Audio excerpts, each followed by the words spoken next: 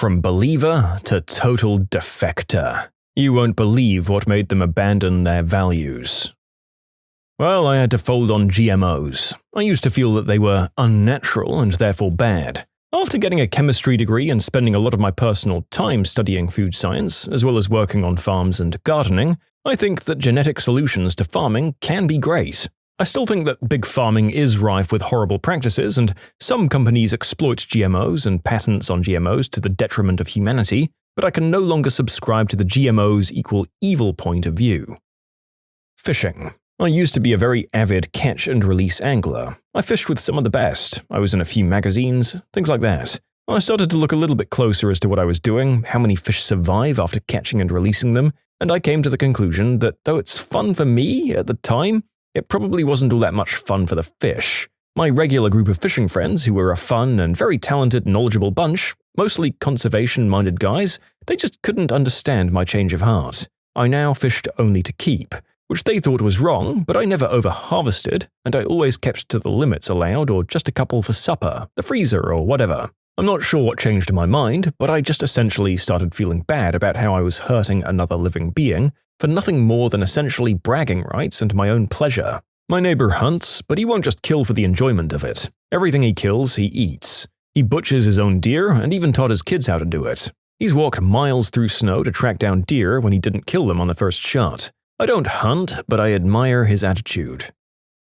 I used to think it was reasonable to expect men to put the toilet seat up and down as needed. Then somebody on Reddit posted a long and heartfelt comment about the relative effort expanded on lifting and lowering, and how it would be more fair if men lifted the seat to use it, and then women put it back down to use it. I subsequently decided that the best way to keep the toilet use fair, aesthetically pleasing and hygienic, and of course unlikely to lead to sleepy women falling into the toilet bowl in the middle of the night, was for everyone to close the lid on the toilet after every use. That way, women have to remember to lift and lower something as well. And the toilet looks nice, and the dog won't drink out of it, and we get extra protection from aerosolized biological waste being flung into our toothbrushes. While this is not necessarily a huge disease risk, it is plausible. The result has mostly been that I think everyone who flushes their toilet without closing the lid first is a barbarian, but the guys I date appreciate my even-handedness.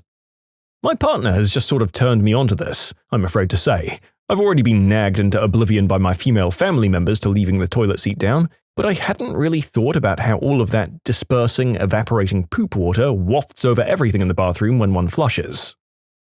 I used to be dead set against Mary J legalization. Like, why do we need another legal intoxicant when the one we already have causes so much harm?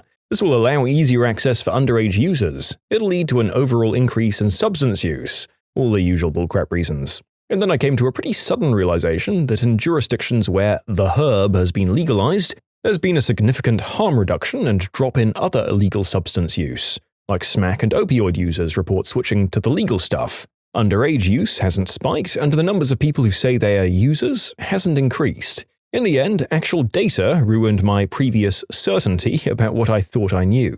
Now I just need the I flip-flopped t-shirt. Grew up in the rural, conservative Midwest. Raised in a family where God was everything.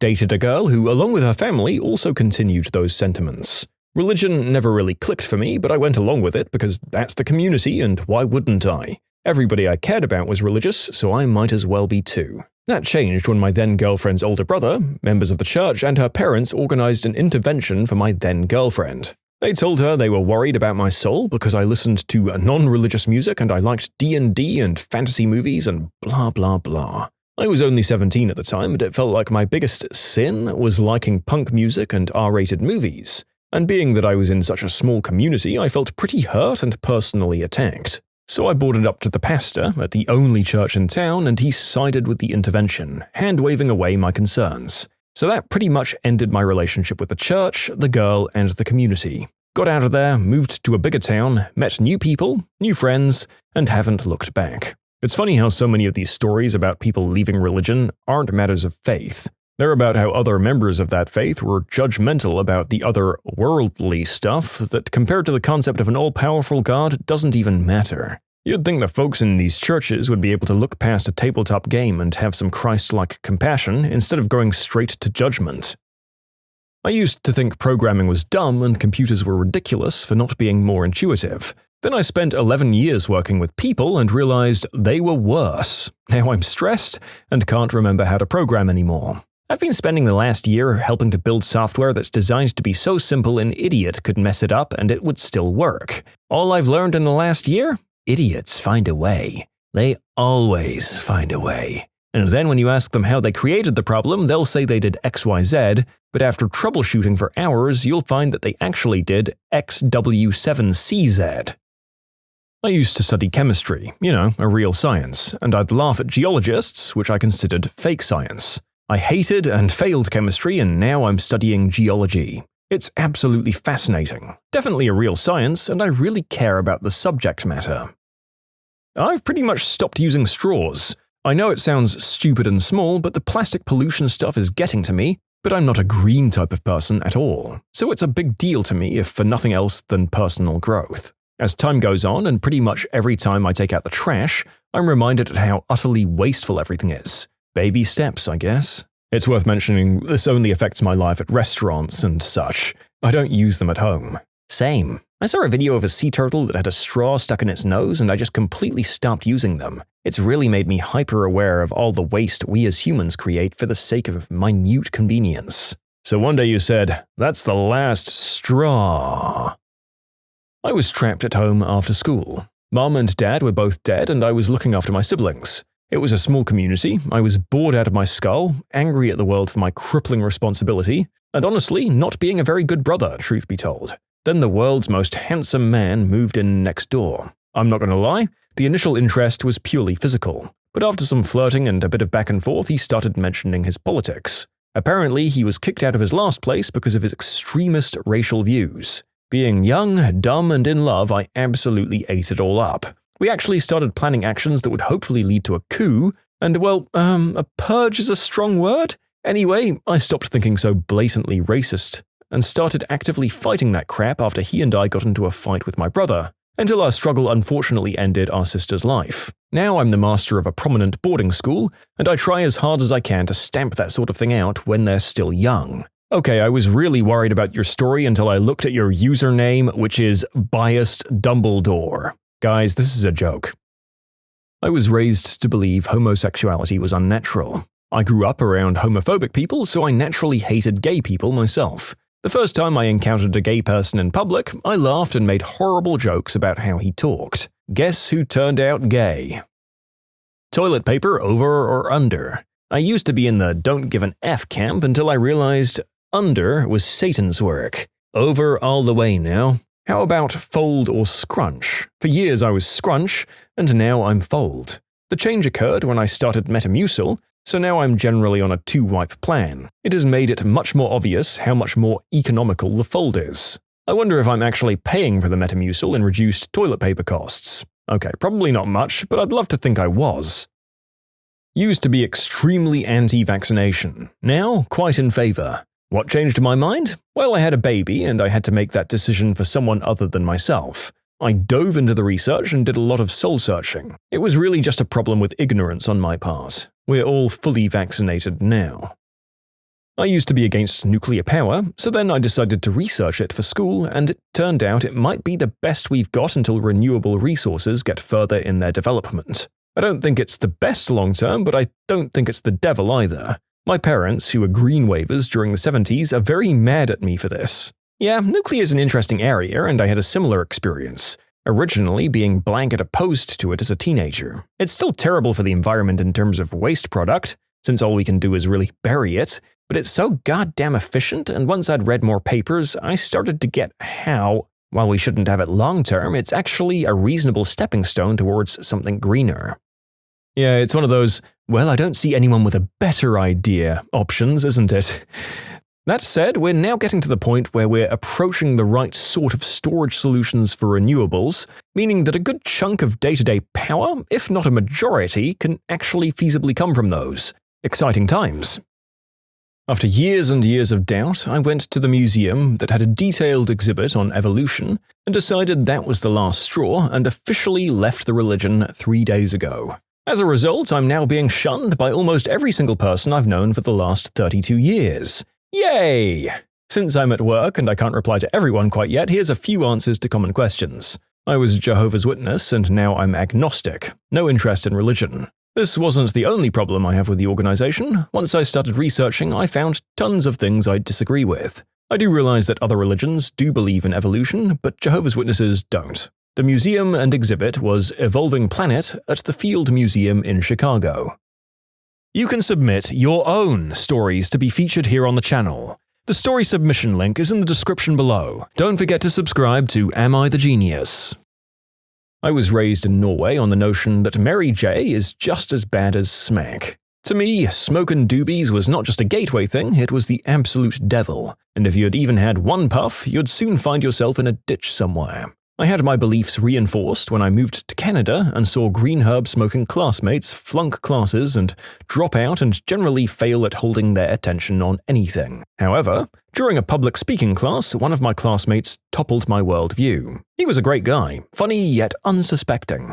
I'd never seen him argue for anything with passion before, but when he spoke to the class about the history of Mary J in the US and Canada, and how it had been demonized due to industrial interests, and then reinforced it with personal accounts and statistics, well, I remember the end of his speech so clearly. It was as if I was suddenly seeing myself from the outside. Could I have been wrong about all of this all along? It didn't set me on a path to smoking it, but it did make me reevaluate a lot of things in my life. It made me always try to keep an open mind during discussions and arguments, hard as that can be, because maybe, just maybe, I might be the one in the wrong. And I must say, having the feeling of your worldview turned upside down is certainly not easy, but it's a refreshing feeling worth pursuing. If you really give an opposing side a chance, you'll find they often make valid points. It's been over a decade since I changed my mind about the good grass. I've tried it a few times since then, and I let my family know it's not as terrible as they thought it to be. I do still believe it can damage you long-term if you use it too frequently,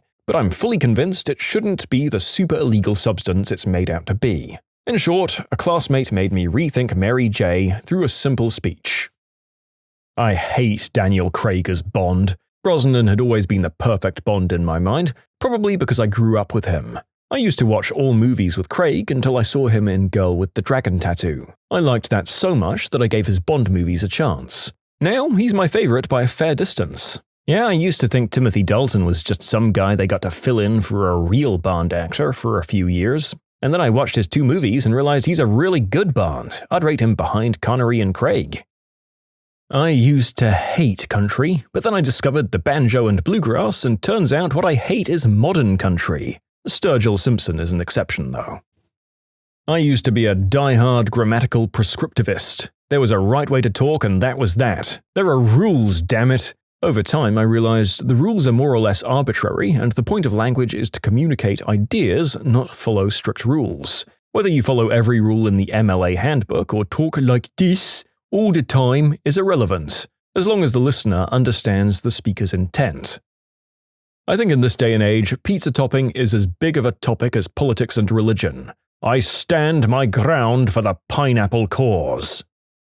I used to think that it was awful that people ever died or wanted to die or wanted to prematurely finish their pregnancies and not have kids. I thought it was normal and natural to want to fight for every last moment, every last breath, even if it wasn't quite great. And then I got into medicine and nursing. Now I understand how valuable death is in life and how important it is that we have that choice and that option.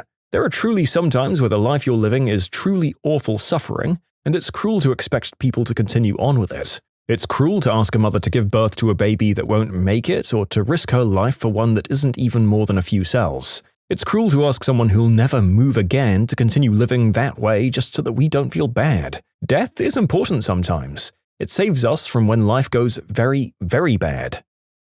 I'm a conservative, and I used to be really homophobic until I realized I live in a country founded on personal freedoms, and we shouldn't decide whoever the F someone wants to marry. Still a conservative, but couldn't give a rat's rear end if you're gay or not. I used to love the original Star Wars trilogy, and then I went to the prequel memes Reddit. A surprise, to be sure, but a welcome one. Pepperonis and mushrooms on my pizza. Grew up in a vegetarian family, you'd be surprised how much more willing your parents are to order a pizza if they're getting their choice. I went from pizza once a month to every week and sometimes twice a week. I used to be an active member of my church. I'd experienced a near-death experience when I was a child and was reaching out to try and better understand what happens to a person when they die. One thing my youth pastor was adamant about was that D&D was a gateway for the devil. He used to talk about his younger days when he was a teen and he'd tried D&D and how the devil would reach through him and act through him and his friends. He says he stopped when the devil tricked him into thinking his friend was a demon and he tried to kill his friend. My brother was getting into D&D at this time, so this was particularly worrisome. It led to a great deal of fighting between me and my brother. Over time, I kept watching for signs of the devil in my brother and never really found any. I started taking a closer look at the books and trying to suss out what the threat was, but I couldn't find one. Then I started pressing my youth pastor and people who knew him for more information.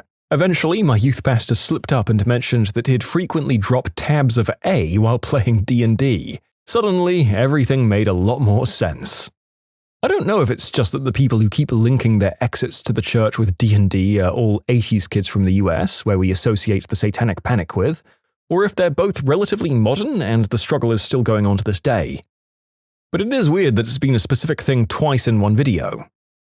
But also, here's a point of view for the inroad on the good things that some people's faith can work in their life as a counterpoint.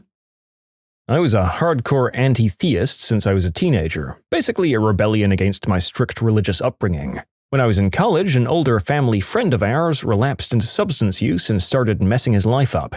My parents invited him to their church, and he gradually turned his life around thanks to his spiritual rebirth. I'm still not a believer, but I have a greater respect for the social utility of religion after seeing what a turnaround that guy made. Religion's very much a double-edged sword. For some, it's a path into justification for anything. For others, it's a way to give their life value and meaning. My significant other used her church, along other tools, to help her get out of her depression and some of its more harmful habits. And now she's an active member of their community. I, on the other hand, just sit in the position of if there's an afterlife and I'm judged fairly, I've got nothing to worry about, right? If I'm judged unfairly, I was probably never going to make it anyway. So I don't bother my mortal life worrying about such matters. I still accompany her to church every now and again, though. They offer free biscuits. I used to think that going to a clinic was wrong no matter what, because that's what I'd been raised to believe. My mum was a victim of the unspeakable act when she was in the Navy, and that's how I came about. Because she didn't believe in termination, she had me, and I can honestly say that she has never once given me any reason to think that she loves me any less or more than my brother, whom she had with my dad.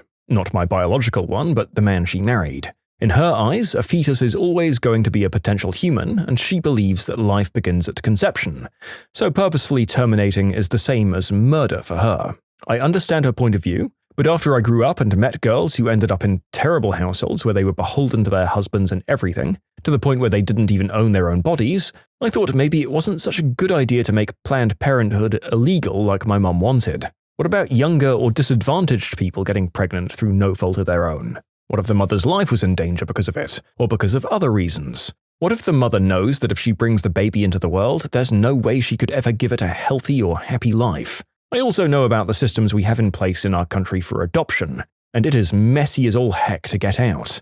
It's terrifically difficult to adopt a kid, to the point where many couples will even seek orphans from other countries just to get one. If the argument for pro-life is to allow the baby to be born and then put it up for adoption, aren't you just dooming it to a life of misery if it's not one of the lucky ones that makes it through the process? And what about the kids who are older? They have an even more difficult time finding forever homes. The more I thought about it, the more I came to realize that my mum and people like her might believe in what they're saying, but they aren't taking the thing to its natural conclusion. If they truly care about these babies so much, they ought to be in favor of more federal funding for family care and welfare assistance programs. And there ought to be more of them adopting kids who need homes. My mum's strictly conservative and she hates any form of welfare assistance, you see. It's really easy to condemn people for making such difficult life decisions when you have no skin in the game.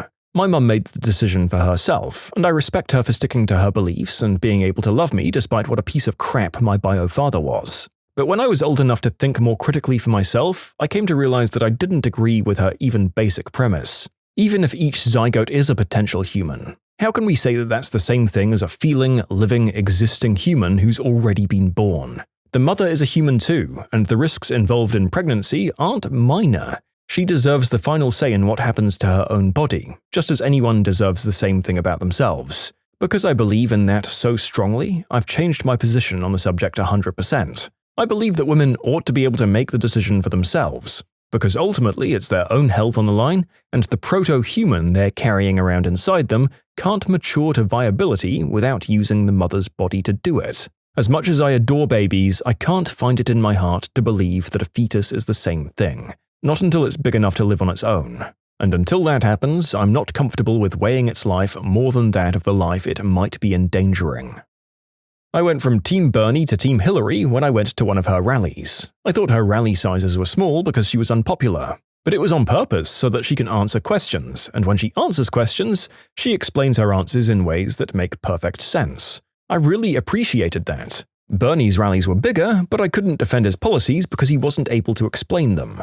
The venue was too loud for a Q&A kind of setting. This is the first pro-Hillary comment I've seen on the internet.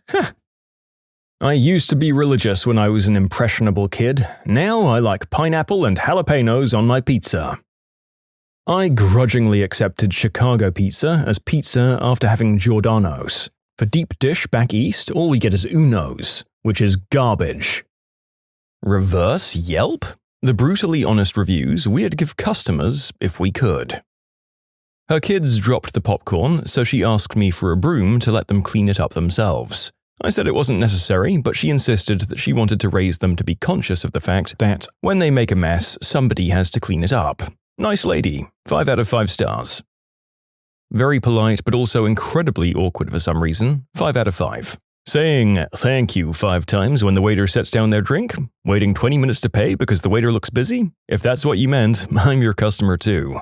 So, as a waiter, the best thing you could do here for me personally is just let me know if you need the check. If I'm stupid busy, which is a distinct possibility, and you ask for the check, I'll say, okay, please give me 1 moment and I'll bring it right over. Printing out a check is one of the easier things I can do. Because I know you want to pay, I'm constantly keeping your table in mind, and I have to keep coming back, which adds to the busyness. Very friendly, usually gets a root beer to start and a coffee after their meal. Eats out on break from lunch daily, usually wants quick service and minimal interruptions, sometimes eats with a client, usually tips well. Made many additional requests throughout the meal during peak dinner hour. Left the table disgustingly messy, did not tip well. This guest is awesome, likes to take suggestions, so offer a drink and make sure to have some lesser-known dishes memorized. We'll talk to you for as long as you let them. I'd mostly try to let other waiters know what to expect from tables, is my point. Came on opening weekend of one of the biggest movies of the year 5 minutes before the showtime and then was shocked they'd have to stand in line for their concessions. Then complained to management that they, quote, missed their movie. Like, what did they think was going to happen? Like we'd have a reserved place in line for them because of their obvious VIP status as King Douche Lord of Idiotland. Other customers of the movies also received brought infant to R-rated movie, then complained that it was, quote, too scary, and demanded a refund. 0 stars. And half a star. Wish I could give 0 stars. Bought their 11 and 13-year-old to see Step Brothers, and despite being told several times during the ticket buying process that it was an R-rated movie and not appropriate for children, argued that it couldn't be that bad. Then, after the scene where Will Ferrell puts his berries on the drum set, suddenly it becomes disgusting and awful movie. How could you sell us tickets for that? Real events inspired this review.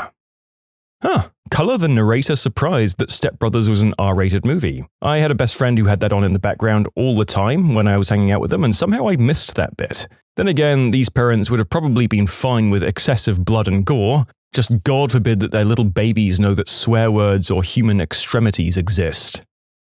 Oh, that lady who yelled at me on my second day of my first job over the price of milk can have a solid 1 star. Christ, could you not? I used to work in a supermarket. Frick. The aisles are too close or too far away from each other. I don't like your trolleys, change them. Sometimes I can't find what I'm looking for. Are you the real manager? I don't like your eggs, any of them. Have you spoken to the farmers yet? Where's your manager? You tell them you are the manager? No, the real manager. What's wrong with your apples? How come when I buy the same product from your only competition, it tastes better? That's flour. I know it is, but my food tasted better with it. Stop putting stuff on sale. My kids make me buy them stuff. I don't like the music. Change it. I can't afford Easter eggs. In March. Clearly this is your fault. Take them off the shelf. Off of all the stores. In the country. Came in, ordered, ate their food in silence, left a minimal mess and reasonable tip, then buggered off. My perfect customer, 5 stars. You were the most unreasonable person I've ever met. Every single person, from the ushers who are volunteers to the other patron who offered their seat to you, wanted to help you. I wanted to help you too. I know when you're unable to transfer out of your wheelchair, it's a frustrating situation. It must be absolutely maddening when the house manager can't remove the seat in the center of the theater, which was bolted to not only the cement floor, but to the rest of the seats in the row, so that you can put that wheelchair there specifically. I'm sorry that our AIDA seating was at the front and rear of the theater and not where you purchased your ticket. I'm sorry that when you called our box office, you didn't mention your inability to transfer out of your wheelchair. But you didn't need to yell and curse in front of everyone waiting to watch Miss Saigon. You didn't have to hit me. You're the first and last person I ever issued a refund to just to get you to stop screaming. When you needed to get back to the lobby and were unable to push your wheelchair back up the ramp, I again tried to help you. First, I offered to push you up myself, but you insisted I should not touch the wheelchair. Please note, nobody had ever called me the F word or C word before, on the job. Kudos to your creativity. I then offered to find your now absent husband/boyfriend. It wouldn't have been hard to find him, for he was at the bar ordering his 3rd whiskey. The lobby had only been open for 20 minutes at that point. But again, you vehemently declined assistance. But I must say, it was rather astounding when you stood up and proceeded to walk the wheelchair back to the box office of your own volition. I say astounding because when your husband/boyfriend asked why you were leaving,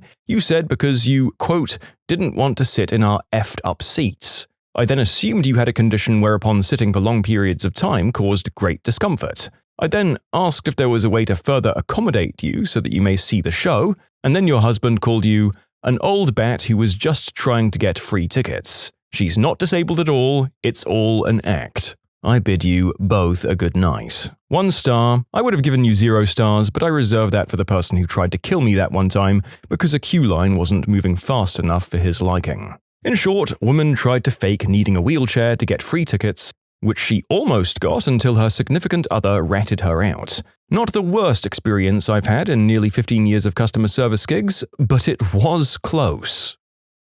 Drunken fool tried to return half a bottle of booze because it, quote, tastes off. Then watched him get in his car, and we promptly called the police to report a drunken driver. Becky and Judy, 5 stars. After 2 glasses of Tempranillo, Judy is going to order a half glass. Ask if she went to physical therapy today for her shoulder, and if she did, give her the full glass. Becky will wink at you. A customer walked in the front door of my very closed, curbside-only pub today and asked if we had any steak. He had to ignore a giant sign saying, "Please stay outside, we will bring your phone or online order out to you." 0 out of 5 stars. I almost had a rage stroke, and this is the 2nd time he's done it. Nice, pleasant man, always orders the same sandwich every time, making preparing for him simple despite the complicated sandwich. Tips well, never talks longer than it takes to complete his order. Also, the only male regular over 50 that doesn't leer at my underage co-workers. 5 stars. I love this. On the other hand, came to dinner with his 14-year-old niece and their family. Was leery and flirtatious the whole meal. When I brought their check, he asked, in front of their mixed-age party of 7, "Can you do 3 ways? But I'm sure you get that all the time." 2 out of 5 because someone else at the table called him a pig and tipped me 25%. I don't know if it makes it better or worse, but I work in casual fine dining. The bills are between $100 to $300. Tipping 25% isn't normal. That's why I was grateful. Lots of people tip more generously as steps of service and formality increase.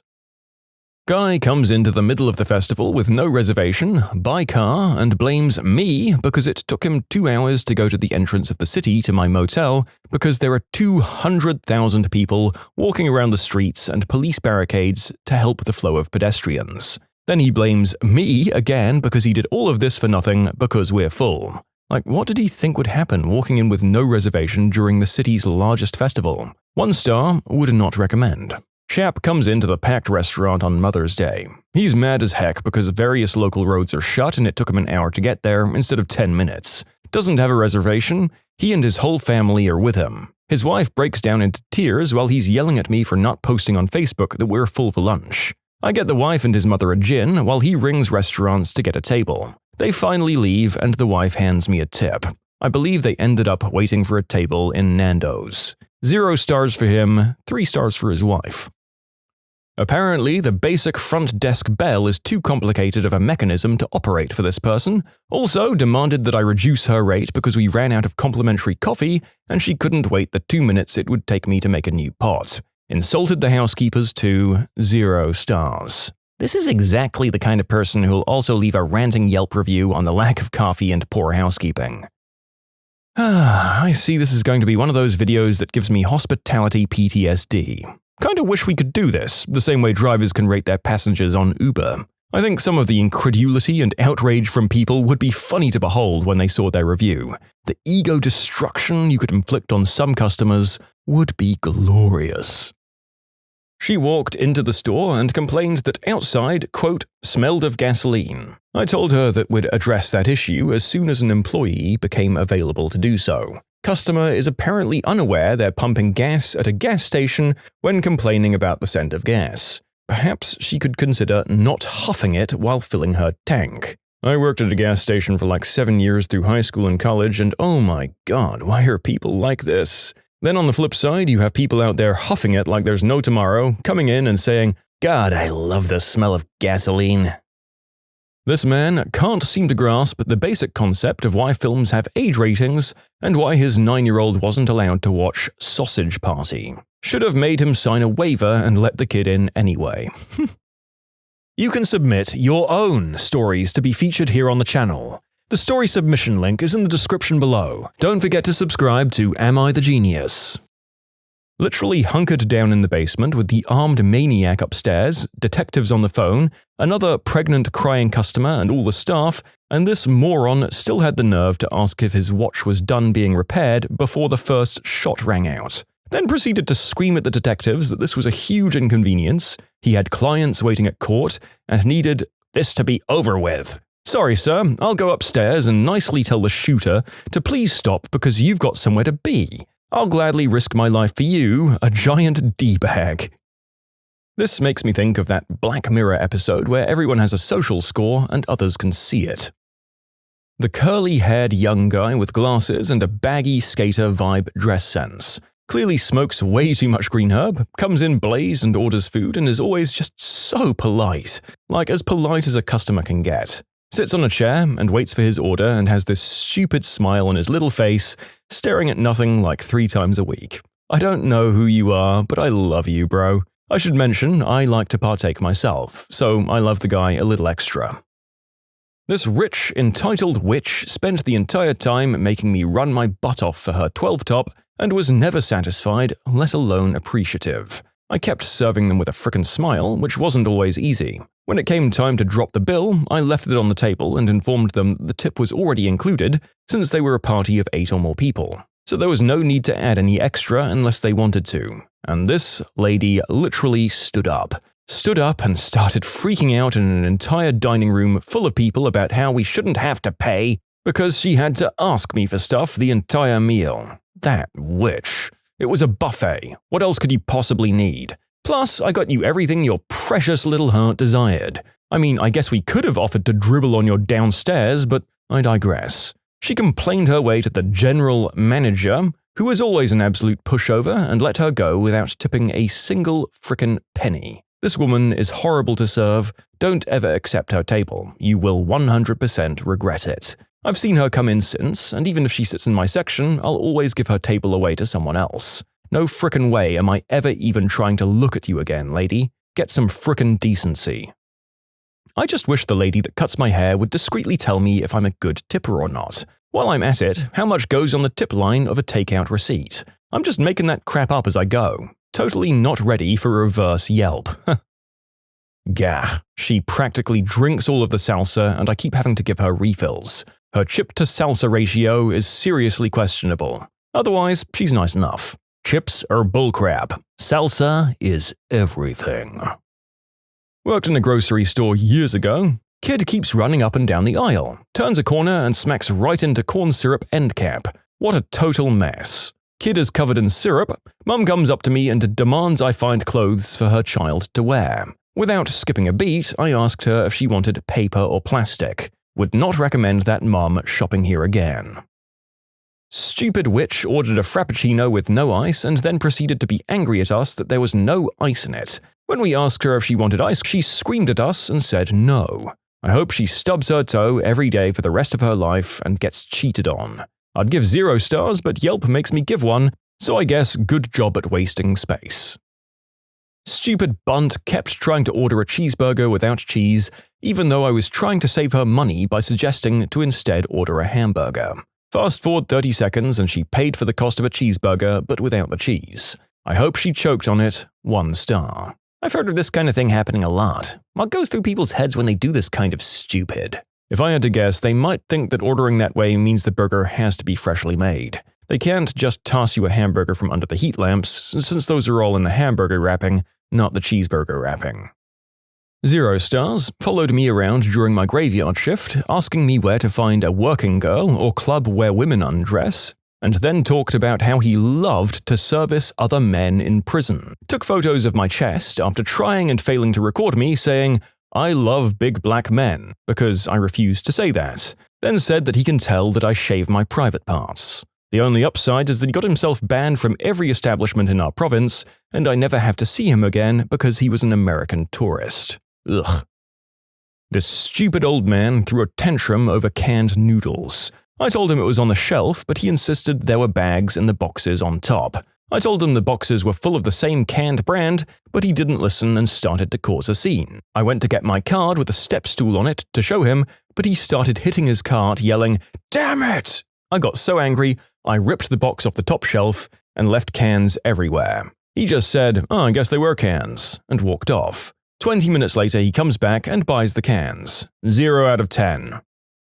Had a customer that was on the phone through the whole order while I was trying to make her burrito and kept asking what she wanted in it, and she wouldn't answer. So I started to wrap it up, but then she began to yell at me because she wasn't done yet, and began to complain about how I needed to do my job better. Meanwhile, she was still talking on the phone and we had 30 other people in line because it was rush hour. 0 stars, maybe try not to be such a Karen next time. Threw a drink at my lead chef. 0 out of 10, get effed sideways with a poleaxe, you effing afterbirth. Yeah, there's a special place in stupid person hell reserved for those who physically attack their staff. Like, you can get arrested for that, or at the very least, detained temporarily. And if it's a chain of some sort, they likely have security footage of you doing it. Potentially of your license plate number too if you try to make a break for it. 1 star. Took a dump in the sink.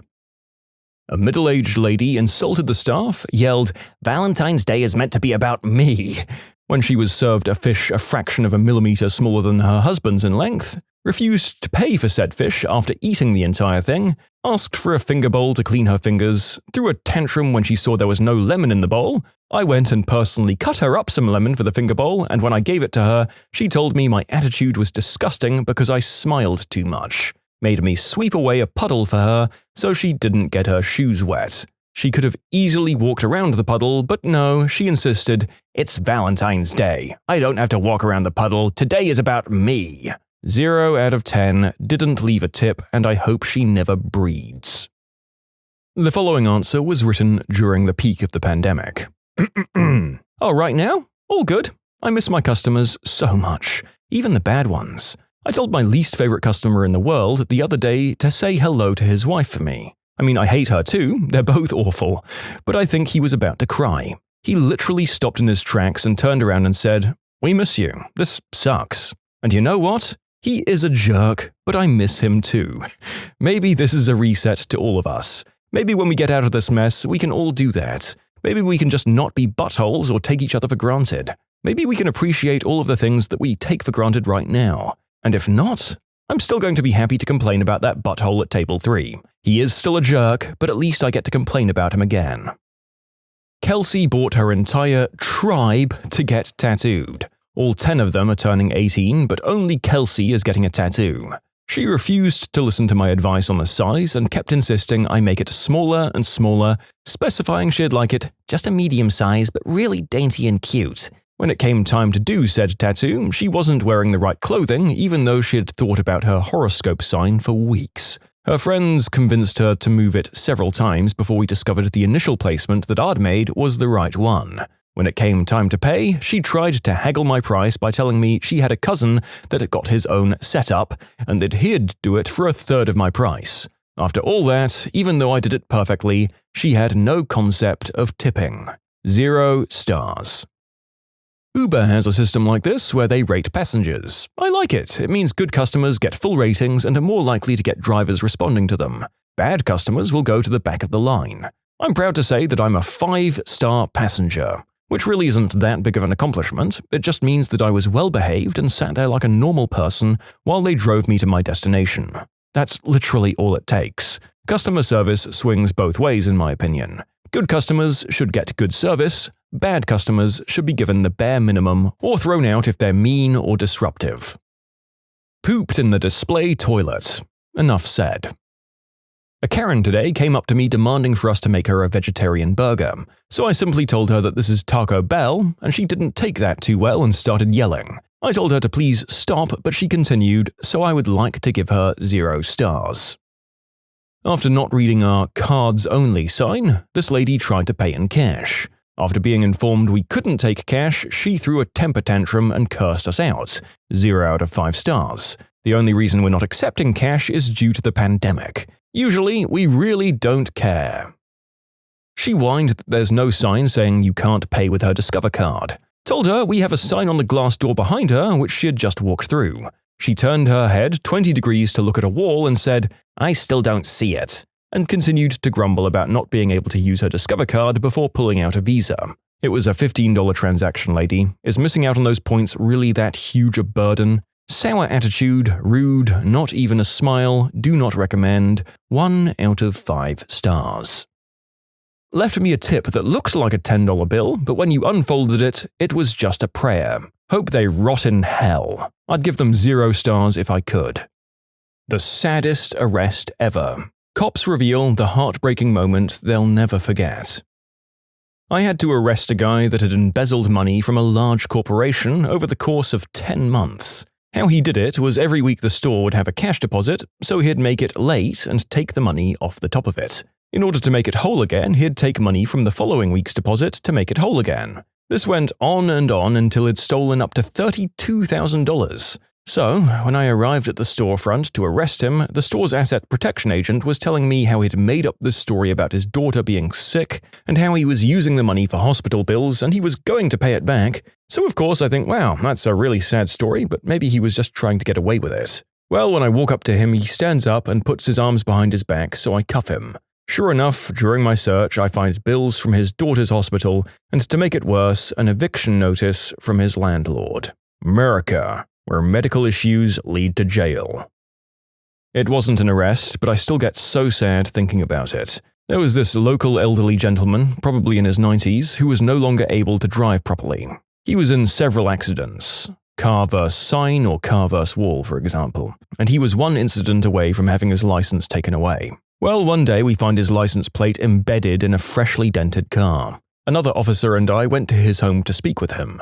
From here on, I'll refer to the driver as Oscar. Oscar wasn't home, but we had a long conversation with his boyfriend. This guy told us all about his happy life with Oscar and how Oscar was the one in charge of bringing food home since he was the only one with a license. We went back to the police department after we were done talking. Oscar was already there when we arrived. Another officer had found him and was speaking to him. We watched as the officer carefully explained to Oscar that he was in a car accident, and I don't think I can properly explain the look of confusion on Oscar's face. He had no idea he had hit another car, and he looked at the bent plate like it was from another world. At the end of the talk, the officer told Oscar he needed to give up his license. Oscar's hands shook like crazy the entire time. He tried to pull his license out of his wallet over and over, but he just couldn't get it out. The officer ended up doing it for him. In the end, the three of us just stared at each other for a while. If you need to look at this from another point of view, Oscar was surely not fit to drive. Yes, he was a good person and provided, but he did put many lives at risk when he was on the road. My job sucks, but me and my coworkers did what had to be done. Sometimes the right thing to do isn't the easy thing to do. I'm sure his boyfriend would rather have Oscar stay home than not come back at all. This is going to be one of those sad videos then. I really hope that this was an issue of perhaps these two older guys just being too proud to ask their relatives for help, and that this finally pushed them to actually do so. But who am I kidding? We don't get to have nice things here. I'm not an officer myself, but I'm involved in the CPS system. Police were called to an apartment by a relative of the occupant. The officer could hear two young children inside, but couldn't reach their mother, and the kids wouldn't open the door. The neighbors had reported that the children were often left to play alone on the playground, sometimes for hours at a time. The police opened the door to find a 2-year-old and a 9-month-old home alone. The state of the diapers indicated that they'd been unchanged in over 24 hours. There was no visible food that the 2-year-old had access to, and clearly nothing for the 9-month-old. There were cleaning chemicals that had been spilled in the bathroom. So the children were put into protective care. The mother returned to the apartment 36 hours after the police intervened and was arrested. She refused to meet with her court-ordered attorney, refused all services like counseling, rent assistance, and stuff, and didn't attend any hearings. After 18 months in the care of a responsible family member, the mother's rights were terminated. As someone who isn't a social worker, the story of these kids kind of messed me up for a little bit. I can only imagine what social workers have seen. I was embedded with cops as a public radio producer 3 years ago, so I got to see a bunch of pretty sad arrests. The highlights, if we can call them that, included a guy getting dumped by his girlfriend, so he called the cops and claimed she was mentally unwell and trying to self-delete. They showed up and she had the choice of either being carted off to a hospital for psych eval or being taken into protective custody. This other woman cornered and beat the crap out of another woman in a 7-Eleven parking lot over the attention of a used car mechanic who hit on one of them while waiting in the line at a Dollar Tree. Then there was the older guy, 50s or 60s, who was arrested after showing up at an apartment and using one of his crutches to smash open a window to gain entry. Turns out he'd been released from the local jail that afternoon, tried to go back to his last apartment, only to find other people were living there, so smashed the window out. His release papers were in his back pocket when he was searched. I know cops get a lot of crap, and rightfully so in some cases, but man, they have to deal with metric crap tons of bummers. Holy crap, I think you're talking about me in that first story. Frick. My ex-boyfriend called the cops on me and told them that I was thinking of self-deleting. He got his brother to come to my house to keep me on lockdown until the cops arrived. I didn't know that that was the guy's purpose. I just thought his brother had come over to hang out and talk about the breakup. While this was happening, my ex went to the magistrate or some crap and got them to sign some paper saying I was a danger to myself, so I was forced into going to rehab.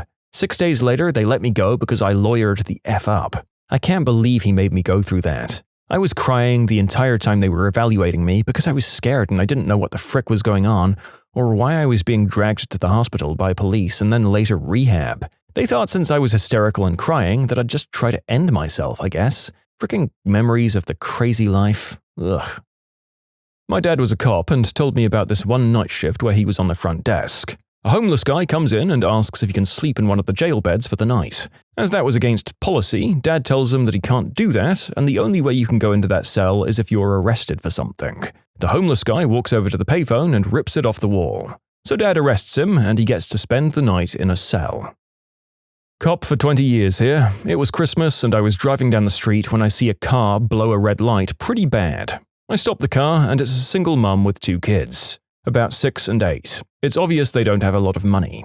The mum has a felony on bail warrant. So I take mum and book her into the jail and her kids go to CPS. On Christmas morning. A Christmas hasn't gone by in 18 years where I don't think about that car stop and how that family, both mum and kids, are today. I work in emergency medical services and a cop told me this story. They got a call from someone being drunk and disorderly. He was undressed and running around a hotel pool area, screaming. Since he was clearly not in his right mind, they got an ambulance to rule out whether this was substances or psychosis or diabetes. In the ambulance, the guy suddenly became more coherent and explained that the last thing he remembered was going to a restaurant to meet a man he had connected with online. Then he woke up in a strange hotel room, without clothes and with injuries, indicating that he had been taken advantage of. The date had spiked his drink with a chemical that causes amnesia going back before you even ingest it, and then committed the unspeakable act. When he woke up, his panicked and horrified reactions got the police called. The cops said it was a valuable lesson in the fine line between suspect and victim. Used to work at a movie rental shop. Some guy walks in and goes around to each section acting all casual. I see him pocket a movie and I tell the owner. The owner tackles the guy as he's running out the door. If anyone doesn't understand the MPAA, a rental copy is licensed differently and costs $300, or at least it did back then, which made this guy's theft a felony. If he'd stolen the for selling copy, it would have been a lower crime since it's only valued at $20. It was this idiot's third felony which made it 20 to 25 years inside. Can you imagine being this guy in prison, explaining what you're in for? America is screwed up when you get 25 years for stealing a CD 3 times. That's kind of true. You could argue that he was on his third offense and showed no signs of stopping, but even then I think there's a middle ground here. How about a few weeks inside to show him he won't like life in jail before we jump straight to locking him away for the majority of the rest of his adult life? It kind of seems extreme. I work alongside our city's police department in response to medical emergencies, and one arrest I saw has always stuck with me as a little bizarre and, well, sad. We were dispatched to an injury from a fall and arrived at an outlying strip mall Taco Bell parking lot to treat a really chipper and loud 20-something woman who was supine, stargazing almost, chatting with the police. She was a known entity, one of the young local smack addicts with a record of quite a few encounters, though this was my first time meeting her. As the story goes, somehow she was evading the police and tumbled down a steep embankment, waded across a derelict dried canal, and realized in the adjoining parking lot that she was injured. It was an easy transport, noteworthy to me because of how chatty and chipper she remained through the encounter. She joked with the police officer about nearly getting away, and they compared it to prior pursuits that they'd had together. Had to arrest a guy because his ex-wife reported him for domestic attacks, falsely over divorce and money disagreements.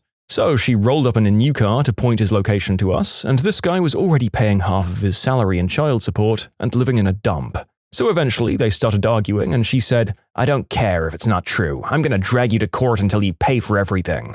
And the worst part was he had a dog that he had to leave in the apartment and he didn't have anybody to call. I ended up driving to his relative after the shift to give them the apartment keys.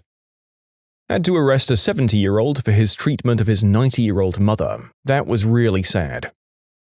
My uncle is a C police officer. I'm sorry if the term is wrong. He was one of the first people on the scene for Darcy Freeman. It was really sad. You can submit your own stories to be featured here on the channel. The story submission link is in the description below. Don't forget to subscribe to Am I the Genius?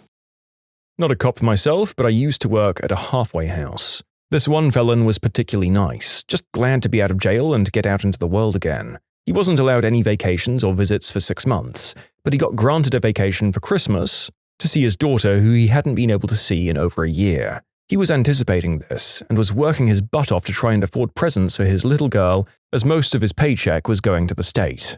On Christmas Eve, we were doing checks on him, making sure he was at his house, and his little girl, aged 6 or 7, answered the phone. We asked if Bob was around, and she said no, he was at the casino. We had to call his parole officer and my boss, and they told us to go get him. He called back within probably 5 minutes and said he was at the house the whole time. When we went to grab him, he said that his brother, named Rob, was the one at the casino, and it was a misunderstanding. Said brother was there as well and showed me his receipts that it was in fact him. I tried to call my boss, but it was already too late. Bob clutched his daughter and started crying and said, "Sorry I can't be around for Christmas Day to see all your presents, but Santa's coming. He told me so." Yeah, I cried later that night. So wait, why did this guy get taken then? It was a precaution. We were told that it had violated his parole, and the BOP doesn't like to take risks. It was reported and had to be carried out. If we'd said, "Oh, it was just a mistake and he actually was there drinking, he's going to pee dirty for booze and our agency looks like crap or ends up getting in a fight or killing someone, it's all going to be on us," and the parole officer who said, "Oh, let him go." The Bureau of Prisons doesn't take risks regarding felons, especially violent ones like he used to be. They'll just ask, who made the call to let him be? And nobody wants to be that guy, especially with the feds. We've had to go bring people back for a lot less, and have to run out and do spot checks if they don't answer the phone or something else seems fishy. A lot of hard judgment calls here. My partner and I took 3 kids from their mother yesterday to give to their father due to an order for protection. Soul-crushing to watch mum pack bags and gather her kids up to send with 2 deputies, even if it's just down the street to where dad was waiting. I was just a witness to this slow-motion disaster. At the VA hospital, a veteran drove himself in with crushing chest pain. Of course he didn't call 911, these guys never want to ask for help. Once he got to the ER, it was clear based on his EKG that he was having a massive heart attack, so he gets whisked away by the cardiologists to have some stents put in his coronaries. At some point during the commotion, he realizes his legally owned, fully licensed concealed weapon is in his jacket. Needless to say, as he's dying of his heart attack, it wasn't at the top of his to-do list to empty his pockets before leaving the house.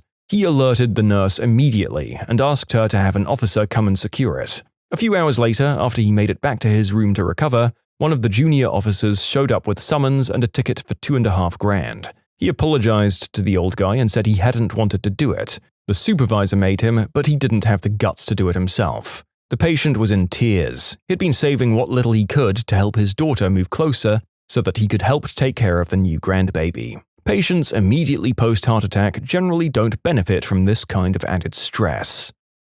Oh my god, screw that supervisor. Screw him with an iron rod and gag him with the ticket for $2.5 grand. If you're going to enforce petty, cruel rules for mistakes, you have to be willing to show up and administer them yourself once in a while. And I just realized that it's probably not that he felt bad for this guy, it's just that he was scared of the veteran. God frickin' damn it. Friend's dad is a retired detective. Not sure why he did, but one evening when my friends and I were over for a barbecue, he joined us and was a bit drunk and told us the story of how he and his partner responded to a home invasion crime scene in a more affluent middle-class suburb. Most of a family all brutally bludgeoned to death with a baseball bat. The house wasn't even ransacked, and the only things stolen were a big screen TV and a video game console. They eventually caught the two perps as they were still fleeing on the streets, carrying that big screen in public. Both were 19 to 20-year-olds. They eventually confessed that they just wanted the TV and video game consoles when they'd often see the family playing them through the big opened living room window when they walked by the neighborhood. They decided that the best course of action for them was to leave no witnesses. The worst thing he told us was, less than an hour after the crime scene was taped off, the wife came home in a taxi after being away for a week on a business trip to find crime scene tape, police cars, and coroner vehicles surrounding her house. Another worst part was, that was supposedly his last month on the job before retiring. I once had to arrest a young woman for attacking her boyfriend. They'd been drinking in a pub all day because she had terminal bowel cancer and lashed out at him for trying to help her cope. She refused his support and later tried to throw her colostomy bag at me, so that was interesting. Did it burst? I'm pretty sure it didn't, otherwise you'd probably have mentioned the smell with the rest of the story. I work at a juvenile detention facility. Basically, my place is like the county jail for 18 and under, sometimes up to 21. It's a damn shame when younger people come in and have been beat up by their parents or others. Even worse when they come in with no shoes or shirts. Really sad when it's both, which is more frequent than I care to say.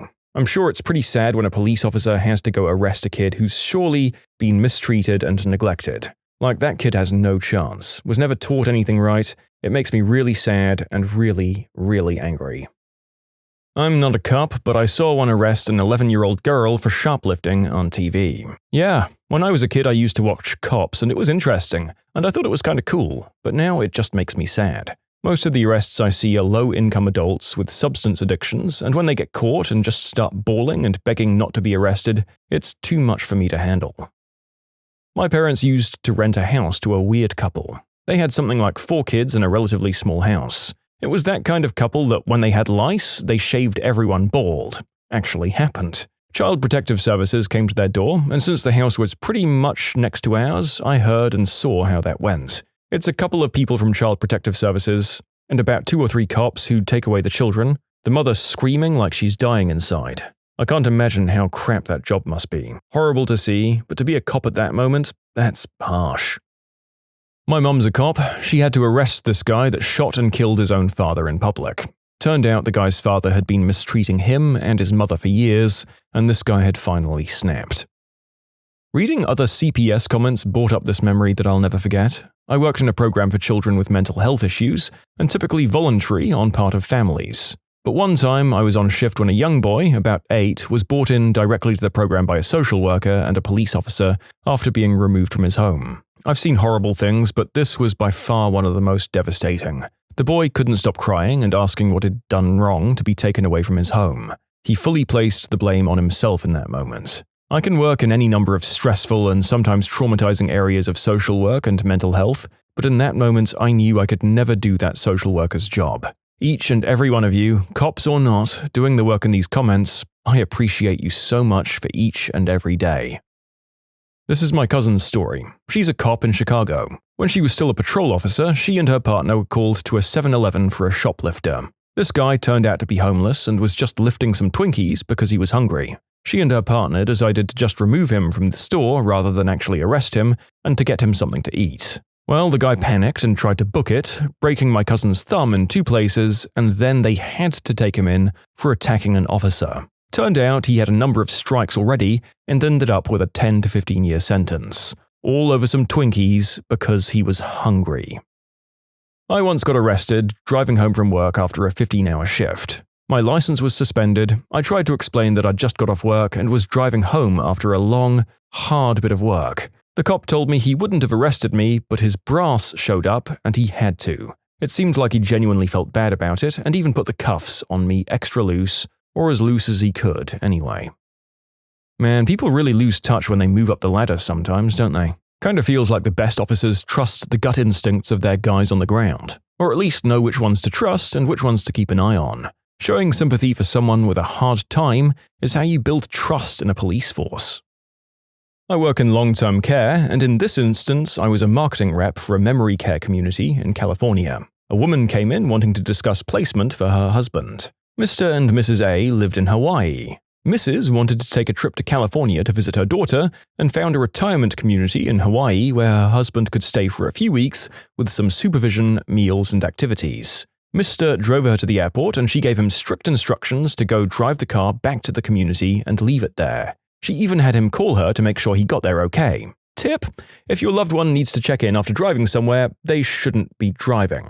A few days later, she found out from the police that Mr. took the car out and, en route to wherever he was heading, hit and killed a pedestrian. He was incarcerated in a prison setting. Mrs. returned to Hawaii and spent months trying to get him released. Eventually, Mr. was released from the prison because he was too far into dementia to be appropriate there. He was transferred to a mental institution where he spent his days amongst the truly insane. This was also not an appropriate place for someone with advanced dementia. By this time, Mrs. has hired an attorney to see if they can appeal to the court system to get him out of the institution. Mr. had no idea why he was there and didn't remember the accident at all. Mrs. traveled back to California and walked into my community. As a former fiduciary, I understood what the judge was going to want to sign orders for him to be released into our care. We crafted a plea that included a guarantee that Mr. would never be allowed outside the locked dementia unit for any reason, including outings, social activities, or visits to family. It was the best we could do for a person who should have been in prison but lacked the capacity to understand the sentence. The judge accepted our pleading and released him to the care of my community. He has no idea why he's there. Mrs. carries the guilt of allowing her husband to drive, knowing he wasn't appropriate, but still not wanting to restrict his independence. The story is sad and should serve as a huge eye-opener to anyone that thinks their loved one with dementia is able to drive or that removing their access to a car is somehow limiting their independence. Totally illegal. The shocking crimes that happened in my high school halls. 2 students planned and carried out a coordinated attack on one of the math teachers by waiting by the top of the stairs between periods, and when he passed by them to go down the steps, one of them pushed him from behind while the other put his leg out to trip him. The teacher fell down the steps and broke his neck and back, and was paralyzed from the neck down. The kid's reasoning was because one of them was dropped from the basketball team because he was failing that teacher's math class. Both of them were 15 years old, so they didn't get jail time. They got expelled and were sent to juvenile detention. The teacher sued the school district and got a settlement in the lower 7-digit range. They literally ruined his life but aren't punished more severely. I feel like being paralyzed from your neck down is more suffering than straight up dying. Frick, dude. Kids almost never get adult punishments, but then they don't suddenly stop being criminal buttholes when they turn 18. My golf coach got arrested in Kansas for driving with a spare tire full of white snow. Idiot! You put air in your tires. Well, to be fair, someone told him he needed snow tires, I guess. Over spring break one year, the entire hockey team and the cheerleaders all went to rehab. The goalie was dealing white snow to all of them. Kinda sounds like a bad goalie letting them all score. I interviewed to teach at a high school once. One of the questions from the school board was, "Can you avoid being creepy with your students?" I said, yes I can. The school board thinks that I'm great, the principal thinks that I'm great. Superintendent of schools doesn't think I'm cut out for the job and gives me the runaround. The principal is trying to help push me through it and get me hired, but I finally give up and get a normal job elsewhere. The superintendent hires his own nephew. I wonder why he gave me the runaround. Who promptly behaves like a creep and gets fired. I still see the principal occasionally, and he always apologizes. "Look, I wanted to hire you. He's way too nice to have been stuck at that lousy school." Good to know that there are still principals with principals. I knew a guy that sold nose powder in class and tried to offer a girl, Mary J, to get with him. What is with all of the white snow in this grouping? Seems like after I remove all of the crimes we can't actually say on YouTube because of the particularly gross nature of the offenses, we're left with white snow and violence against our poor, hard-working teachers. Ugh. A kid in the grade ahead of me ended someone behind the high school. An acquaintance of mine helped him bury the body. So this guy was in my English class when I was a sophomore. He was a junior. He was a tennis star on the school team. Seemed real straight-laced. I didn't know his victim. What did happen is that they had an argument behind the high school, and he hit him over the head with a flashlight, and that was it. He and his friend, a guy I knew casually, buried the victim in a shallow grave outside of town. FYI, small town, Central Oregon. I'd link you to the case, but it's hard to find anything online. This happened in about 1987, pre-internet. Anyway, they were just missing for some time, many months, when hunters discovered the grave, and crap went from there. I should clarify that none of the kids were on location when this took place, but a film crew lied about what kind of film they were making. Turns out it was an adult film. So, my high school is the setting of the film The Cheerleaders. I'm pretty sure that's illegal. Yeah, it's pretty tame. What do you want from me? I live in Cupertino. This story didn't technically take place on school grounds. There was this kid who was constantly being hounded by bullies. They'd even follow him after school and attack him. So, there was this hardware store across the street, and a lot of kids would hang out in the parking lot after school. The bullies chased the kid inside and cornered him in the garden section. They kept hitting and kicking him, so the guy grabbed an axe from one of the shelves and just started swinging. All of the bullies ended up in the hospital with various injuries. Security camera got the whole thing, but I can't remember now if Gimli son of Gloyan was charged or if it was ruled as self-defense. Okay, update. I followed up with my sister who actually knew the kids involved better than me. She was closer to their age. The news articles that came out at the time didn't really talk about the pattern of bullying that led to the axe kicking, but she did confirm that Gimli was sent to juvenile corrections for quite a while. She remembered when he got out, and as far as she knew, he was doing well. Some kids in our business club were so enterprising that they started counterfeiting money, which resulted in the Secret Service showing up to investigate. Had a guy selling smack. After that, there was a weekly police presence. Also, this other kid tied someone else to a chair, gagged them and stuffed them in a cupboard in the woodworking shop. He claims it was to help them complete the sponsored silence she had been doing that day.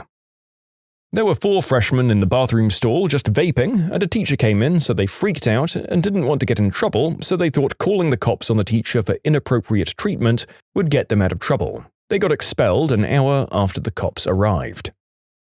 We had a science teacher say, "If you don't put goggles on, I'm going to have to spray you in the eyes with Lysol," which was probably not illegal until the student tried to call her bluff. She wasn't bluffing. And that's how the legend was born. Carol. She didn't wear her safety goggles, and now she doesn't need them. The cheerleaders got caught selling painkillers. The football team got into a brawl with a rival school at a local pizza place over said morphine scandal. A huge fiasco over a kid putting baking soda and vinegar in a test tube and sealing it and taping it under a lunch table until it exploded. Had a pretty controversial case involving a handicapped student who had cerebral palsy and muscular dystrophy. His parents filed a lawsuit accusing 2 of his handlers for mistreating him by dumping him out of his chair and forcing him to wear a neck brace so that he'd, quote, look them in the eye. The worst part of it was, I don't think the handlers suffered any consequences. I looked up articles on it, and all of them highlight the mistreatment and lawsuit, but none of them follow through with the results, which is frustrating. The principal hired a bunch of students to sell performance-enhancing meds at the local gym. Football team had an incident where somehow a Gatorade bottle ended up going up a player's butt. Not highly illegal, but definitely not legal either. I figured out how to make fake IDs in my home darkroom and showed a friend how to do it. This was in the early 70s before Photoshop, when analog darkrooms and chemical-based photography were the only option. He went into production in the school darkroom. His quality sucked, and he got caught. My quality was excellent, but I only made one for me. Kids were selling candy and snacks to other students, obliterating the monopoly that the vending machines once held. Administration cut that crap out real quick. My school tried stamping that out. When they realized that was infeasible, they instead started a market in the small gym during lunch. Charged $5 a day for a table. One of my friends made a couple of grand from running a table for a year. A teacher and an administrator embezzled millions. I didn't even know how all this happened until years after graduation. Some of my friends had the teacher in question. Millions? At a high school? It's actually not that hard to believe. My school district employs about 860 teachers with an average salary of $78 grand. So that's about $67 million being paid towards just teachers alone. So if you take into account all of the other funding the school receives on computers, janitors, administrators, and sports teams, then for some top admins to be fudging some numbers over the years can very quickly add up to over $1 million if they're smart about it. A mentally handicapped student beat up a teacher while yelling, "Where's my cookie?" Playing unblocked computer games. Technically, bypassing security on a government computer is illegal. As a 6th grade teacher, I find this absolutely appalling. Shame on you. What kind of crazy monster psychopath could ever do such a thing? A guy used to wander around the parking lot asking anyone who walked by, "White snow? You want some white snow? Nose powder? Anyone?" Couple of kids got caught giving each other piercings in the stairwells. Well, a bomb exploded just in front of our school when I was in middle school. We were studying when it happened. There was a big smoke, glasses were shattered, everyone rushed outside as soon as they heard the explosion. I just stood dumbstruck in my seat for a full 10 seconds before being able to move. Years later, this is still the most overwhelming experience in my life. It was in 2008 when I was still living in Algeria. We had some very horrible years in the 90s due to the rise of terror fighters because of some political issues. It continued a little bit during the early 2000s, but it's all better now. That attack happened near us, and it was the last major one we've had. Okay, I think you win the competition here, although winning is possibly not the right word given how awful your experience sounds. And stuff like this is still happening around the world, folks. Unthinkable. A little bit of backstory first. Our school had a big renovation ongoing, and because of that, almost half of the school was closed down. The closed part included the 2 biggest bathrooms, and because of that, the school administration ordered 2 toilet barracks to be placed on the schoolyard. So some 7th through 9th graders decided to buy some toilet pipe opener liquid, I don't know what the correct term is, and aluminium foil. They put the aluminium foil inside some plastic bottles and poured a little pipe opener in them with the foil. There are plenty of kids who've done this before, so some of you know what's going to happen next. They stuck 6 bottles total inside the toilet bowls in every stall of one barracks and blew them up due to the chemical reaction between the foil and the opener. All the pipings of the single barracks were destroyed due to water pressure inside the pipes. Turns out that the 2 barracks had connected pipings, and the water that was in the bowls in the other barrack had shot up to the ceiling due to the pressure. The students never got caught, and if I remember correctly, the incident ended up costing a hefty amount for the school administration. The barracks were taken away and were replaced with new ones. After the incident, every recess there was a teacher in front of the barracks monitoring everyone going in and out. Nothing happened to the new toilets. You can submit your own stories to be featured here on the channel. The story submission link is in the description below. Don't forget to subscribe to Am I the Genius? My ex brought a weapon to school and threatened to shoot me and my new boyfriend. This happened in the Philippines about 8 years ago. Our high school wasn't on the K-12 system, so we had 4 year levels and around 80 students per year level. This was in our 3rd year. We were all in the same year, and everyone involved kept going to that school. The rest of the students and faculty heard about it, and eventually it got to some parents. The mother of my new boyfriend didn't appreciate the fact that her son was threatened, so she tried to take legal action. The mother of my ex-boyfriend didn't appreciate this, and since my ex and I had a turbulent history, she tried to take legal action as well. Nothing ever came of either of those attempts, though. He didn't get suspended, he didn't get into any trouble for it at all, and actually graduated with honors, I think. The professors didn't offer counseling to any of us. There were no heightened security measures, no seminars on safety. My parents initially didn't believe my account of it and didn't file a restraining order. The whole mess was basically swept under the rug. Went to an incredibly crappy school in London that was in special measures by the time I left at 18, after a year with about 50% attendance and 3 U grades at A-level. It's apparently doing fairly well now, since it's been amalgamated into the fold of a local superhead who runs several schools across the surrounding boroughs. But I'll write a summary of the incidents here, and brace yourself because we had many. A dog and hammer fight in my first week. A kid locked the woodwork teacher into the toilets. Woodwork teacher kicked the door off its hinges and set about the kid the very same way. Someone stole all the computers from the computer room. Clothes were stolen, and those same clothes and belongings were doused in lighter fluid and burned. The head teacher left for lunch one day and never came back.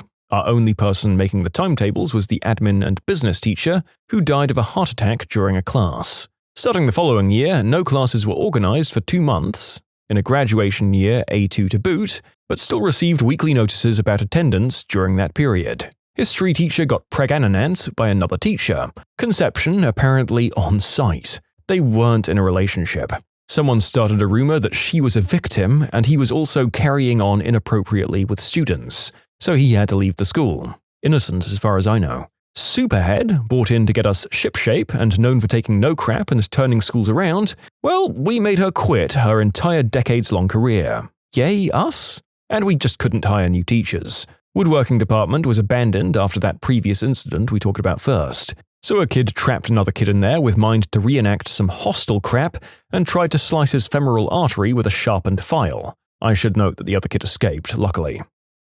Somebody built a pipe bomb and set it off in the bathroom of my tiny high school. It was a small enough town that our high school went from grades 8 through 12 and there were around 550 students. My grad class was about 65 people. It happened when I was in grade 8. Thankfully, no one was hurt, but it was frickin' terrifying to be across the hall in social studies when something frickin' explodes. There was no crime in our small town, like maybe some vandalism, but that was the worst. No one was ever caught, though I gather that it was an open secret who did it, but I never knew because I wasn't part of the in crowd. This year, the fire alarm has gone off twice because of kids smoking green herb in the bathroom.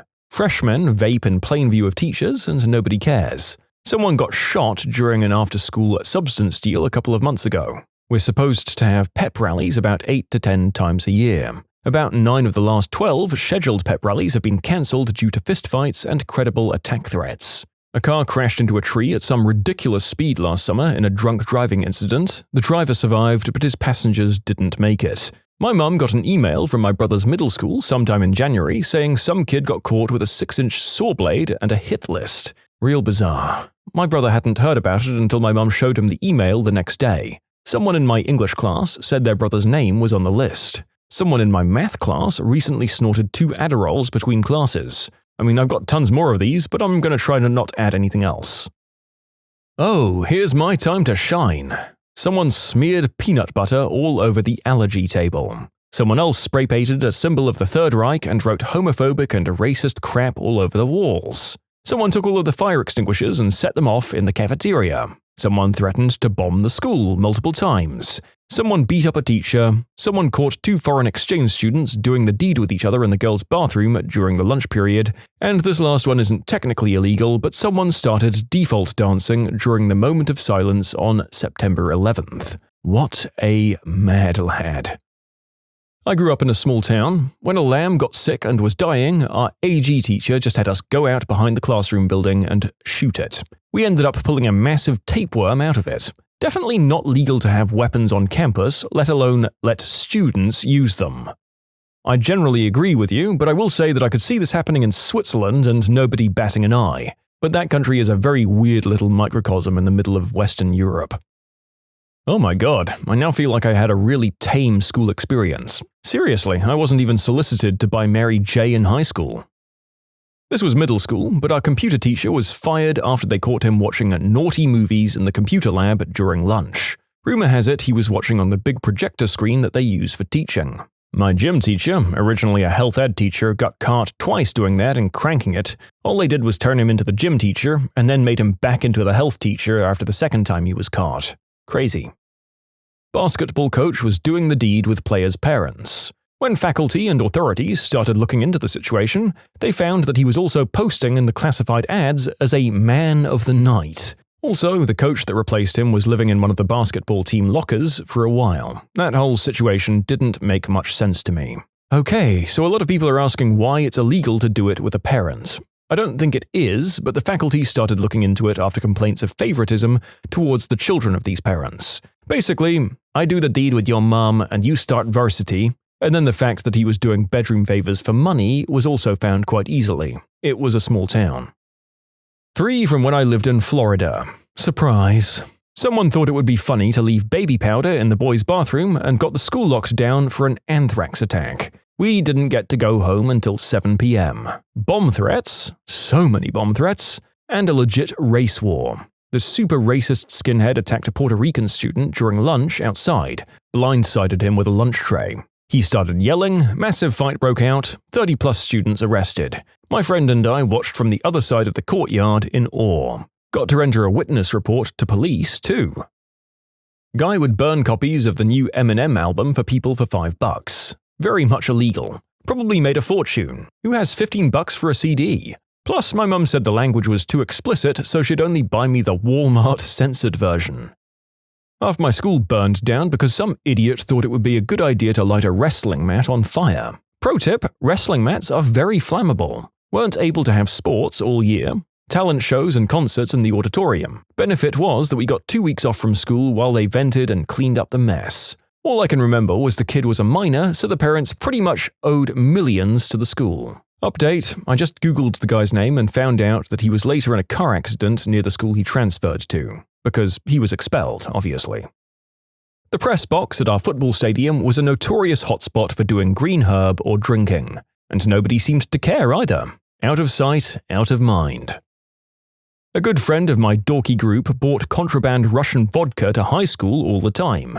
He ran a scam selling fake web hosting, and once got into real trouble for making one of these shock websites, a la Goatsy, with malicious code in it that forced you to physically restart the computer if you wanted out of it. Other than that, my high school only had the usual things: substance dealers, thieves, and the occasional creepy teacher. Someone took a dump on the floor during a strike. You know what? That's a refreshing difference to some of the other awful stuff people are writing about. I'll take it. We had 3 kids throw rocks and boulders onto a busy road from the pedestrian overpass. One of the boulders smashed into a lady's car. She didn't survive that or the subsequent crash. The lady was headed to her granddaughter's birthday party, and those kids went to jail. Oof. High school coach didn't keep tabs on our team during a week-long beach trip to play games in Florida. Parents supplied kids with booze. One of my teammates snapped his neck diving into the ocean. The coach was fired and the kid was paralyzed. Literal chaos within our baseball program ensued. It was awful. I transferred. Our band classroom was by the cafeteria and soda machines. There was this kid who always used to go absolutely crazy, like punch teachers and throw chairs crazy. One day, we see the vice principal dragging him by his hoodie while he's flailing and trying to hit him. Eventually, I think he had enough and slammed this kid into the soda machine. Like full-on threw him so hard he went through the plastic on the front of it. As far as I know, he never got in any trouble for it because the kid was an absolute demon. Not sure if it's illegal, but a girl smeared her own number 2 all over the bathroom walls and mirrors. So probably vandalism. Drive-through confessions. The strangest things ever seen in a customer's car. 2 guys just sitting undressed on the back seat. The driver made sure to tell me that they weren't gay. He didn't seem to realize that that just raises more questions. My guy had a full-on blow-up doll dressed up in his passenger seat. Sunglasses, dress, and even a hat. I couldn't even tell it was fake until I asked for their order. The coworker and I looked at each other simultaneously and we both said, "Was that a bedroom doll?" This was in a wealthy area of my city as well, so it was definitely a first. My gym teacher, drunk. He started eating the tacos at the drive-thru window. He was there for over 5 minutes, just eating. I saw him the next day in school, and we both acted like nothing happened. I only worked drive-thru for a year, but the weirdest thing I saw was an alpaca in a minivan. They asked at the window if they could order some apple slices for the alpaca. I just gave them 2 packs on the house. I worked with a girl who had llamas and she'd transport them by minivan too. Had a guy consistently come through the drive-thru with his downstairs equipment out and showing the ladies running the windows. He'd always ordered the same thing, large, mellow yellow, no ice, always on a Sunday, always wearing military fatigues. Then he stopped showing up for a bit. We called him Private Peters as our little sign to call the cops if he showed up again. A month later, we got an order for a large mellow yellow, no ice, so I decided to take over the window because I had a 16-year-old running cash. And sure enough, when this guy rocked up, he hands me his money with his eggplant in his other hand. We convinced the car in front of him to stay in the lane while we called the cops. This guy got suspicious and left, but they caught him and was finally charged. A car pulls up and all 4 people are just completely undressed, just casually chilling. There's a surprising amount of stories here that involve au naturel people. Wait, you mean you don't get drive-through food like that?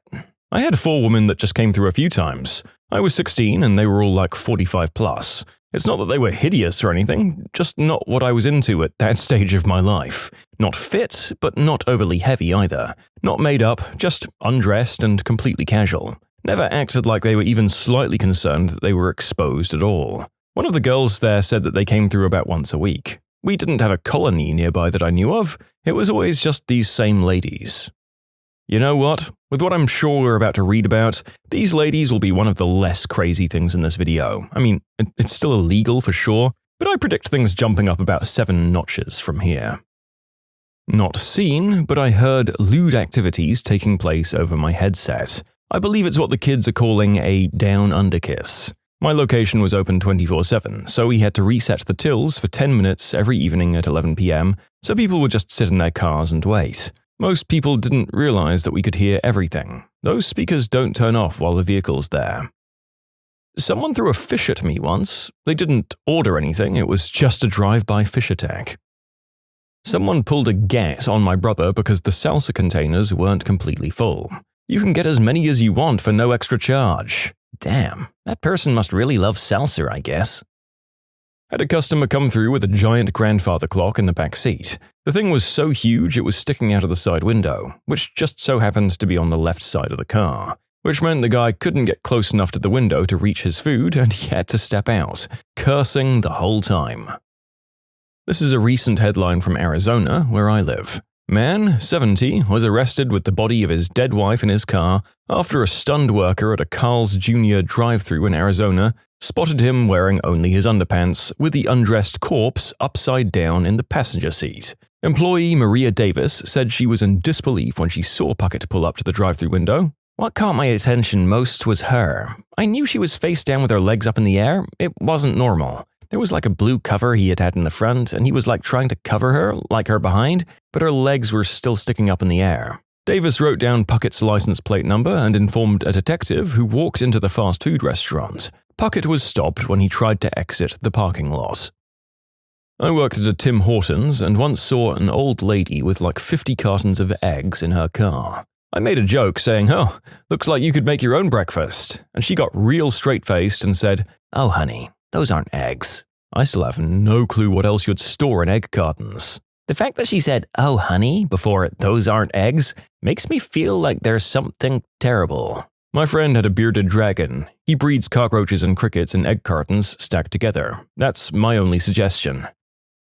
These 2 guys were hotboxing and decided to come to the drive-thru, I guess. They didn't stop smoking even when they pulled up the window. I swear a cloud of smoke rolled out of it when they lowered it to pay. They offered me a hit, and I politely declined. I was working the drive-thru at Burger King in a snowstorm. Driver orders a Coke with no ice. When I hand them the Coke, they empty it a bit, break off a couple of icicles hanging from the car, put it in the Coke, and then drive off without saying a word. This guy pulls up, I look in the back seat, and there's this guy with all 4 fingers wedged up inside another lady passenger's downstairs. She was not wearing anything below the waist. I had to double look just to make sure I wasn't crazy, and that's when the dude turned his head and gave me a dead stare into my eyes, like he was trying to intimidate me. Very awkward, and I didn't know how to act. The entire car was filled with trash, like legitimately up to the ceiling in the back seat and up to shoulder height in the passenger seat. I was so stunned I nearly forgot to give them their food. I worked in IT with a guy whose car was like that. I'd seen the car in the parking lot many times, but it was like a year before I saw him get in it. He was nuts, but didn't realize he was that kind of nuts, and he sat 1 cube away. A woman drinking a tall boy of Budweiser. It was 5:30 in the morning at a Starbucks. The lady drinking the beer was driving. Don't frickin' drink and drive, guys. There's also this one guy that takes his 3 dogs for rides. They ride in buckled seats and wear goggles so that the wind doesn't hurt their eyes. I used to see someone coming through with a lifelike mannequin in their passenger seat. I asked about it, and turns out they did it to use the commuter lanes on the highway. You've got to have more than one person in the car or you cop a fine. I guess my weirdest customer award would either go to the guy sitting with a dog in his passenger seat and a coyote and a deer chilling in the back, or to that woman just wearing a bra, but that second one was way more traumatizing. There was this woman who had come through and get a hot chocolate every day. Her name was Mary. Mary was an older gal in her 70s. Drove an early 90s Lincoln. Usually had some old tunes playing, and she weighed about 60 pounds, if that. She was always so happy and nice. I always gave her drinks for free because it was always such a treat to see her, and she was so nice. One other feature I remember is that she always rocked suspenders and a random coloured fedora every day. I think she reminded me of Miss Frizzle after she retires. One day she came through and orders her usual, and I said, "Mary, how are you always in such a good mood? What's your secret?" She smiles and waves me closer. I lean out of the drive-thru window and she says, "Really, really good green herb." She winks at me, turns her radio up, and cruises out of the parking lot. Mary is my hero. Mary is amazing, but we don't condone driving while highly medicated in your senior years. Then again, if I had good product waiting for me at home, maybe I'd be happy around the clock as well. The driver had a comically large marital aid in the passenger seat. He had buckled it in and put a hat on it and everything. One time I was with my mum when she went through a drive-thru. The car stalled at the window and wouldn't start. I looked at her and said, "So, wait for the food and then push?" She nodded. They came to the window with our order, we got everything situated, then I hopped out and started pushing the car. It was a big boat of an Oldsmobile, so I had to push it in a way that made it look like I was sitting on the back bumper. The looks on the faces of the people in the window as I passed by were pretty damn funny. We ended up going inside the restaurant to wait for someone to pick us up. Someone who was working the drive-thru told us we could wait there as long as we needed to, and they'd be happy to get us cups for the soda fountain.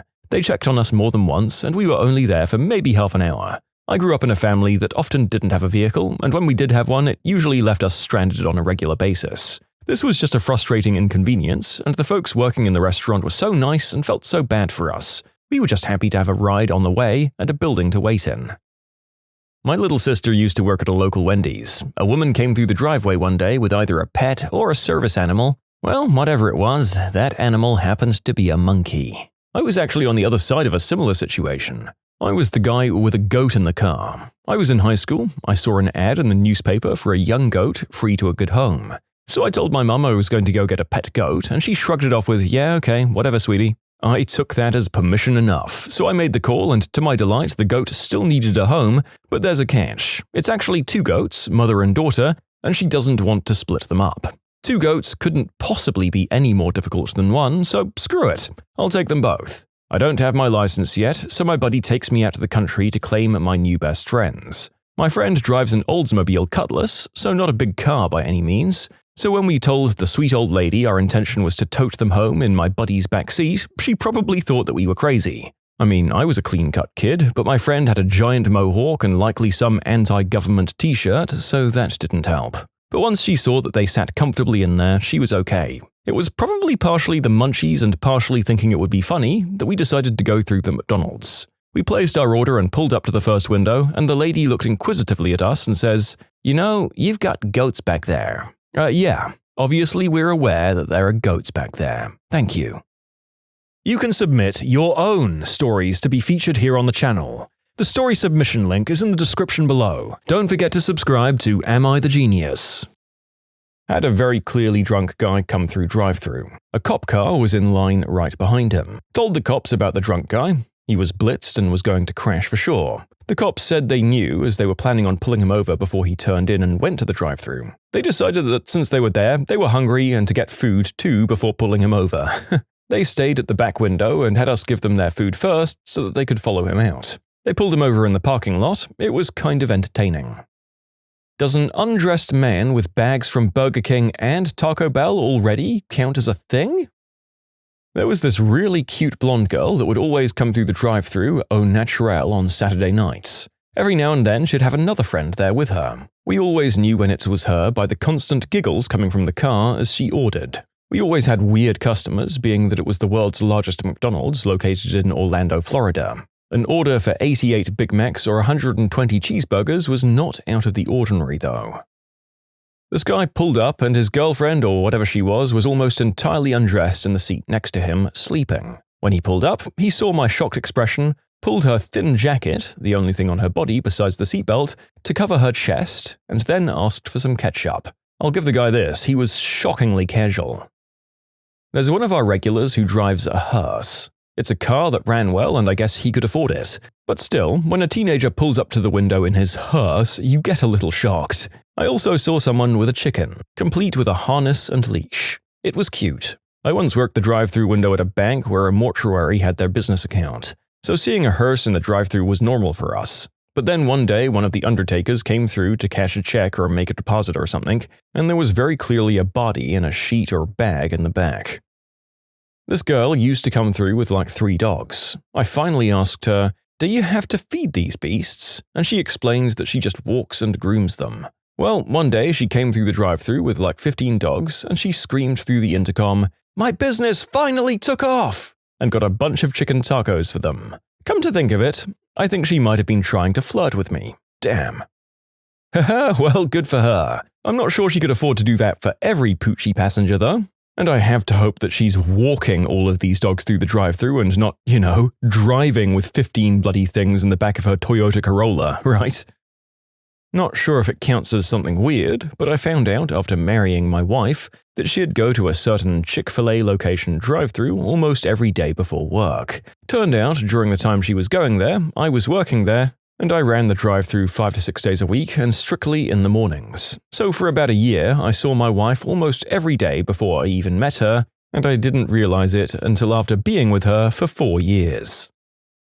Ooh, finally I have something. I worked at a McDonald's in a small town in Michigan. Think 2 stoplights. And when a car pulled up to the front window, they had a whole baby kangaroo in their lap. I don't know where they got that from or why, but the closest zoo was 2 hours away. I was working a McDonald's drive-thru in a small town in Michigan? What? Again? Okay. This truck goes through, pays, and pulls forward to get its meal. Then a chicken jumps out of the back. I yell for the next car in line to stop, but she looks confused and ends up running over the chicken. Poor thing isn't dead, but it's in a wreck. She looks over at me, and we're both in tears. She says she has to, and I say, "Wait, no," and she puts it in reverse and backs over the chicken again. Another employee had to get a shovel and scoop up the dead chicken from the drive-thru. I can't help but picture a car full of kids being the next ones in line, and their shocked faces as they watch a chicken get scraped off the pavement before receiving their 6-piece nugget meal. Brutal. And that, kids, is where your nuggets came from. Enjoy! I worked at Domino's, and one lady used a hand-crocheted blanket to keep her pizzas warm. Kept the blanket in the front seat and draped it over the boxes. I crochet, so I know how much work went into that one blanket. I mean, are you sure it was specifically for the pizzas? My dad used to keep a blanket in the car in case anyone got cold, but we also at least once used it to cover the food. It was either the 12-year-old driving or the lady in the right-hand drive car. The fact that she had the audacity to get mad at me because I couldn't reach her money still irks me. Yeah, now, I've got to admit that I've gone through drive-thru with sheep in my back seat.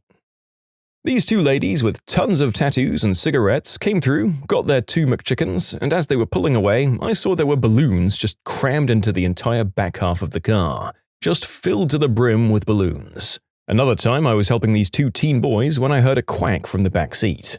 "Oh, that's the duck," one of them told me helpfully, followed by a honk from the back. "And that's the goose." It's worth noting that they'd just left a football game and came straight to the drive-thru, so Lord only knows where the duck and goose were before that. I can't believe I forgot to mention the drunk girl in the back seat who leaned out to show me her dolphin temporary tattoo, mimicked a dolphin noise to tell me it was a dolphin, and showed me photo booth pics of her and her bestie.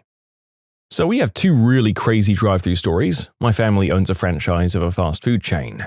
My brother was taking the drive-thru order. Lots of muffled talking as though it's a group full of people trying to decide what to order, along with some hushing. It's not unusual. Car pulls around to the window from the speaker. The trunk pops open and a guy jumps out and begins running like hell away from us. 4 guys in the car jump out after him, tackle him in the street, and throw him back in the trunk and speed off. The other one wasn't so much what was in the car, but I was working drive-thru while a very large local parade that goes down the street in front of the restaurant was happening. Towards the end of the parade, a nice convertible comes crashing through the parking lot, taking out signs and the drive-thru menu board. Turns out they'd stolen the donated car from the parade route and took it for a joyride through our parking lot.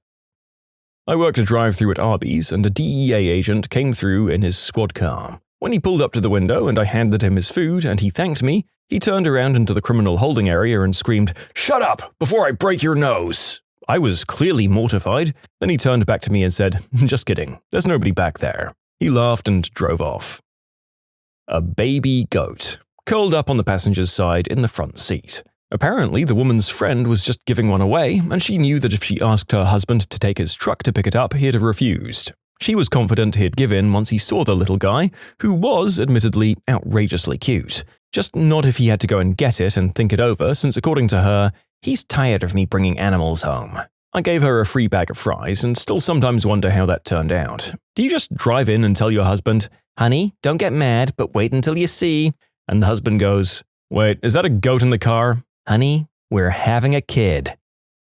I had a guy try to pull me through the drive-thru window into his car when I was a teenager working at McDonald's. Lady came through once with 2 albino ferrets on her lap. Not really weird, but there was a very, very large woman, no judgment, who'd come through covered in sweat. I assume it was because it was summer and she didn't have AC in her car. And she stored her money in her bra. So she went to pay and you'd have to watch her pull soaking wet cash out from between her mammary glands and accept it from her without flinching. It also made me laugh when people would come through in $500 cars with $2,000 sound systems. A 4-foot hookah, prepped and ready to go. The narrator had to be very careful with how he pronounced that, but let me clarify that it was indeed a 4-foot pipe for smoking tobacco and other substances, and not a very short working girl.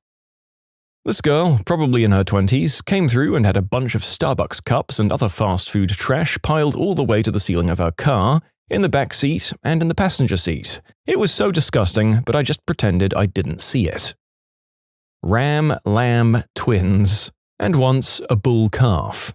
To be clear, I took them through the drive-thru as a hilarious cautionary experience. The Ramalamb's twins' mum died and their owners were scheduled to go to a big reunion, so I had lambs in my bathtub at night for a week. It seemed a shame not to share them with others, so we went to the McDonald's on the way home. People in the drive-thru thought they were weird poodles until they went, "Bah!" It's a memory I'll cherish. And not the same twins, but the same farm and the same type of hair sheep. A cow in the back of a pickup truck with a very haphazardly welded-on cage around the cow when I was working at a Starbucks in Montana. Some old dude getting some hand action who finished just as I handed him the bag. "Thank you, come again." But, oh yeah, damn, that's seriously just wrong. I'm sorry.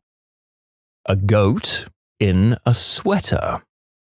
On Christmas Eve, this guy comes through and I'm taking his money when he asks if I want to see his stump. I wasn't really thinking and said, "Sure." The guy opens his car door and reveals that his left leg was amputated from the knee down. Again, without thinking, I asked him if he was all right. He said he was, and while closing his door, he mentioned that he needed to be careful when getting out because he'd fallen on his face before. Oh boy.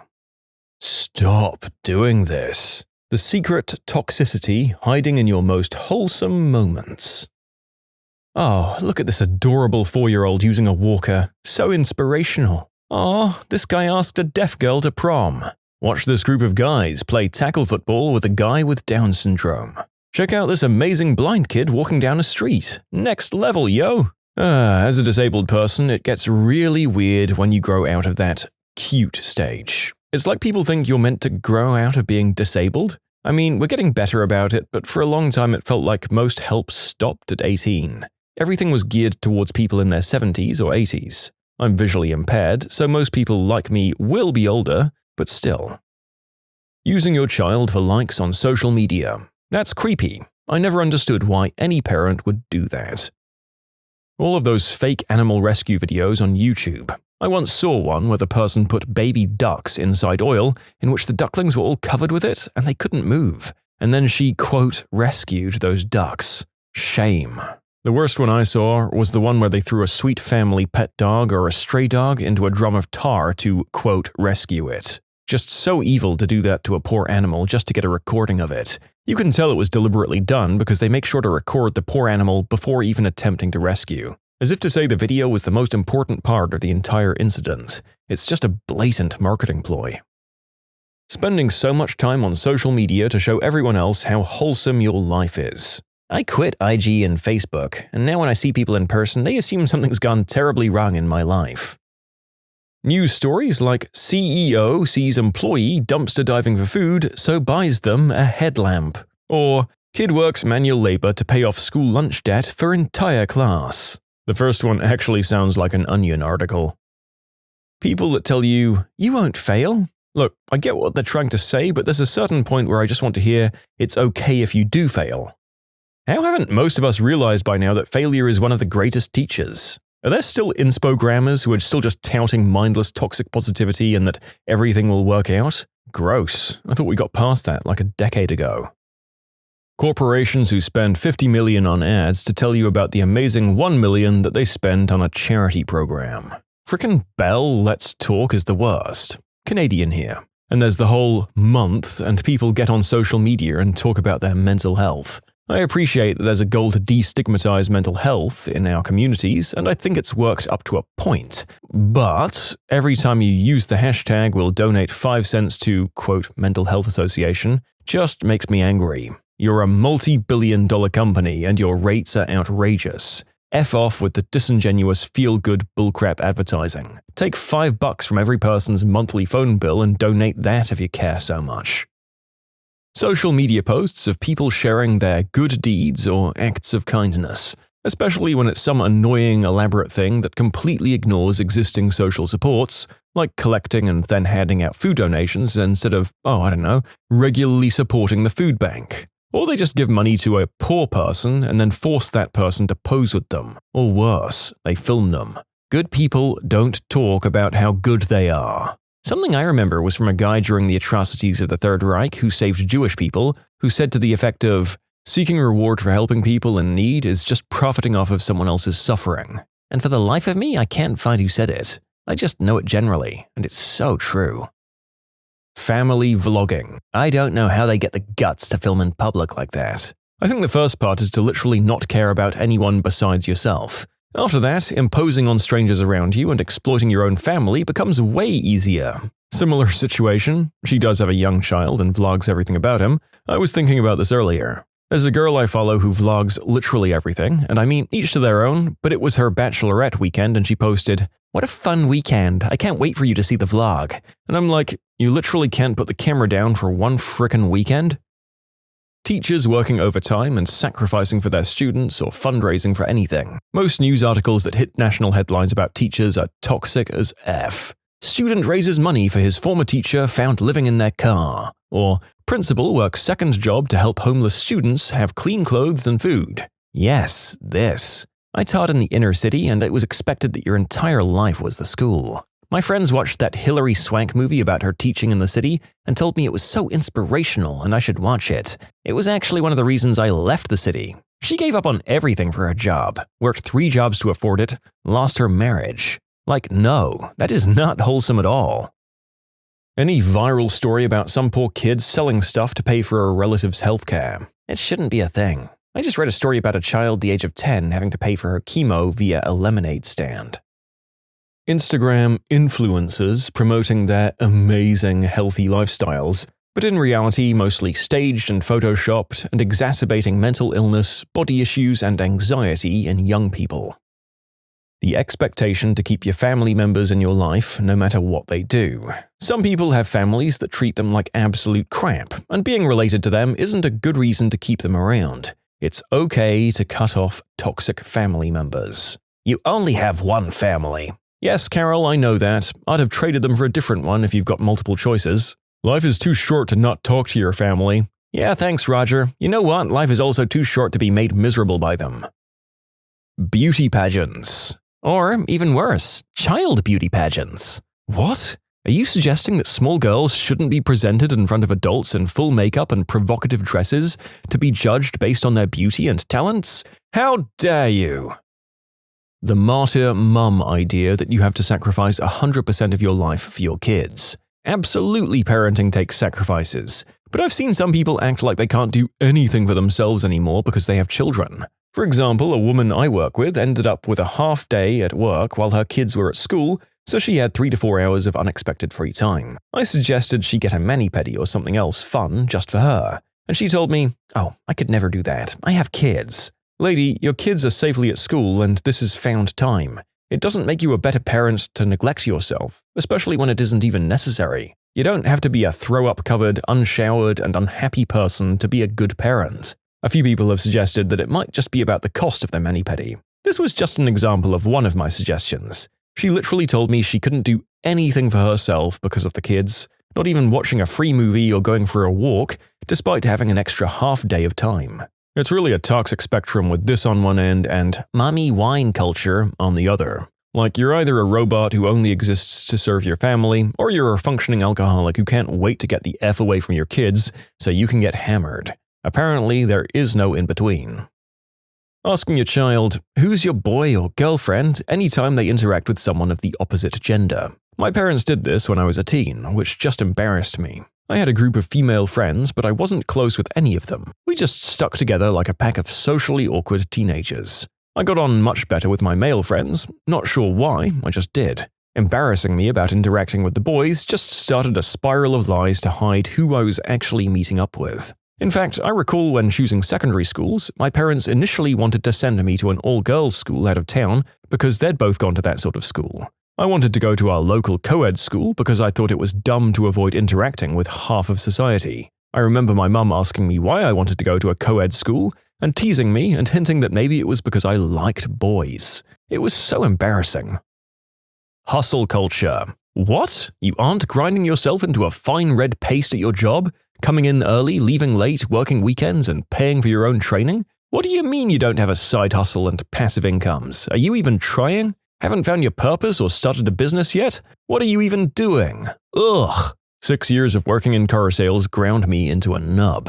I used to enjoy talking to people and meeting new people. Then there was 6 years of 65 to 75-hour weeks, being looked at funny for taking days off or leaving at my scheduled time, and having to talk to so many people. I actively avoid having to be in situations like that. Luckily, I have a job now where I work about 40 hours a week, and I actually get to enjoy my family and don't dread going to work. Screw hustle culture. Very glad that I seem to more or less get by on 40 hours as it stands. But yeah, I do wonder if working 70-hour weeks in my 20s might have removed some of my sparkle permanently. Or maybe that's just my age, who knows. Crowdfunding for medical costs, or kids having lemonade stands to pay for cancer treatment. Exactly what I came here to say. Any of these stories about children working to pay for a family member's medical costs or pay off their friend's school lunch debt and stuff is absolutely not wholesome. It's not something a child should have to worry about, and it's a damning indictment of the society it happens in.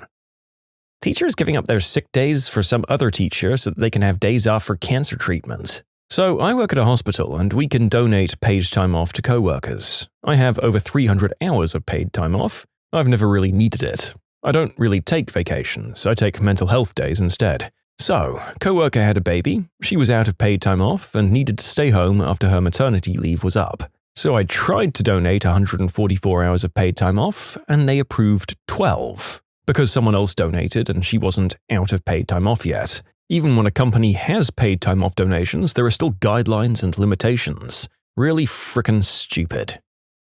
You can submit your own stories to be featured here on the channel. The story submission link is in the description below. Don't forget to subscribe to Am I the Genius?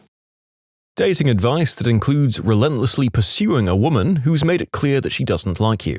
Lots of the blame for this can be placed on old rom-coms that basically show that stalking a woman will always end up with love. This type of mentality, combined with a thoroughly outdated and cringe-inducing sense of romanticism, made sure I was both a frickin' creeper and never got laid in my younger years. The only thing I feel more deeply than shame is guilt and regret at how uncomfortable I must have made the women around me. Hey, at least you recognize your previous faults and now you're better than you once were. Meanwhile, there's an insane amount of random dude bros and the like who still believe that this behavior isn't only correct, but the only option for pursuing others, which damages them, the person they're going after, and anyone else that buys into this bullcrap. Not to mention those that overcompensate the other way around and end up not acting on their feelings even if they would have handled it more maturely, simply because they fear the possibility of making the other party uncomfortable.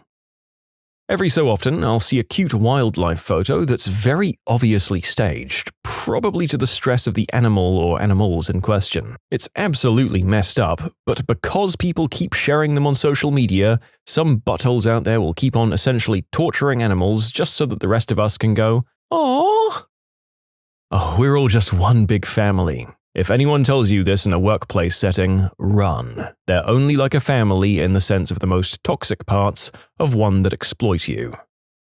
Supporting someone no matter what choices they make. Look, you can love someone to the ends of the earth, that doesn't mean they'll be 100% right all of the time, no matter how much you love or admire them. I disagreed with my boyfriend on his handling of a family thing a few weeks ago, and he told me, "I feel like you're not on my side." He said it in a calm, sharing my feelings way, not in an accusatory way, to be fair to him. And I had to reply, "I'm always on your side 100%, but sometimes being on your side means pointing out things you missed or asking you to see things from another point of view. Because that's my truth. No one is always going to be right. That doesn't mean I don't support you." Any post that paints horrendous self-sacrifice in a positive light, really. It just breeds the mentality that you need to always put yourself last. Repeatedly professing your love for someone after they tell you that they aren't interested. The idea that you can make someone love you back if you just keep trying is rooted in toxicity, but romanticized in countless films and TV shows.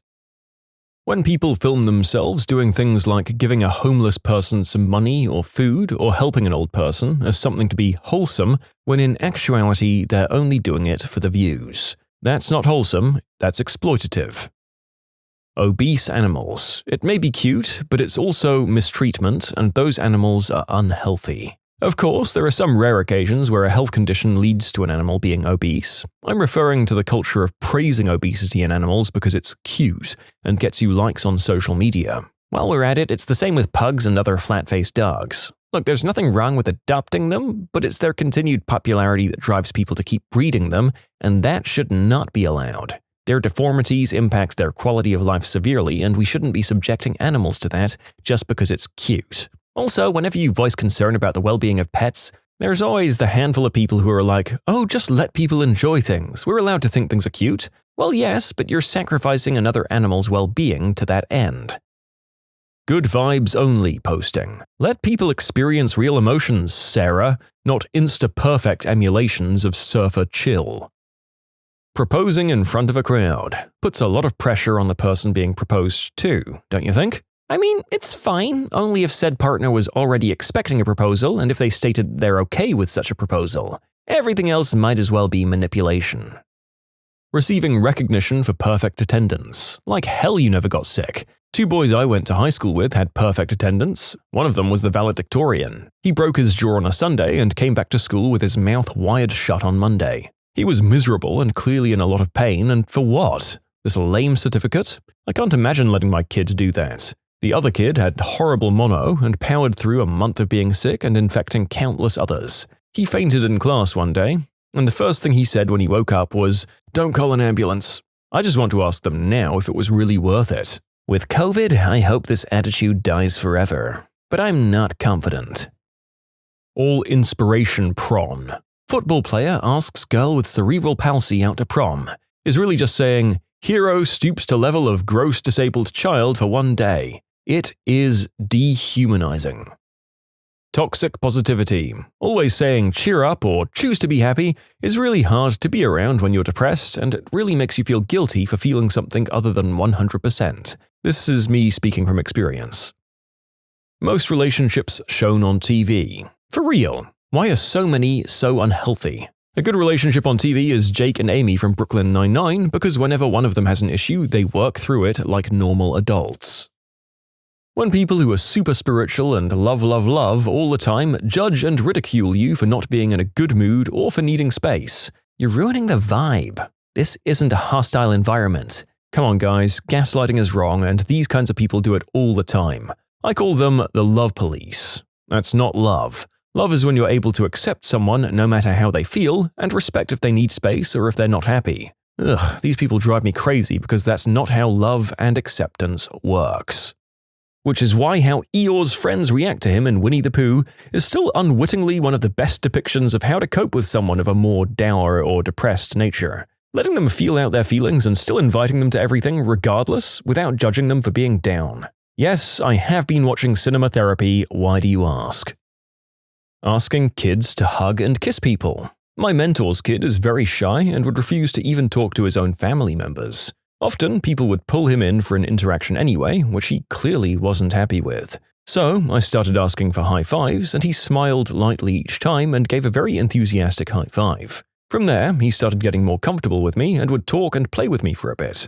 So I think high fives are a good way to say hello without getting too awkward. It's important to acknowledge that it's your choice if you let other people touch you. If a kid doesn't want to, he or she should never be forced. When I visited him last time, I remember he decorated the stairs with balloons for me. It's a great feeling when a kid chooses to show you their affection in their own little way, and when they want to, and not because you asked for it. Toxic positivity, like when someone's having a really hard time and you tell them to stay positive or to try to look at the bright side. F you, Jenny, my grandma died. My dad saw a bloke nearly die from doing this. He told a man to cheer up who was on his way to collect his wife's body. YouTube kids channels, the ones aimed at older audiences, are literally better for a child than the kids' ones. The existence of most modern dog breeds. Pugs, for example. We all think they're super cute, but the truth is they're extremely deformed and constantly suffering as a result of a century of inbreeding. A lot of people don't know this, and it's really sad. I'm not saying those dogs should be put down right now, I'm just saying it would have been a better idea to not inbreed dogs for centuries.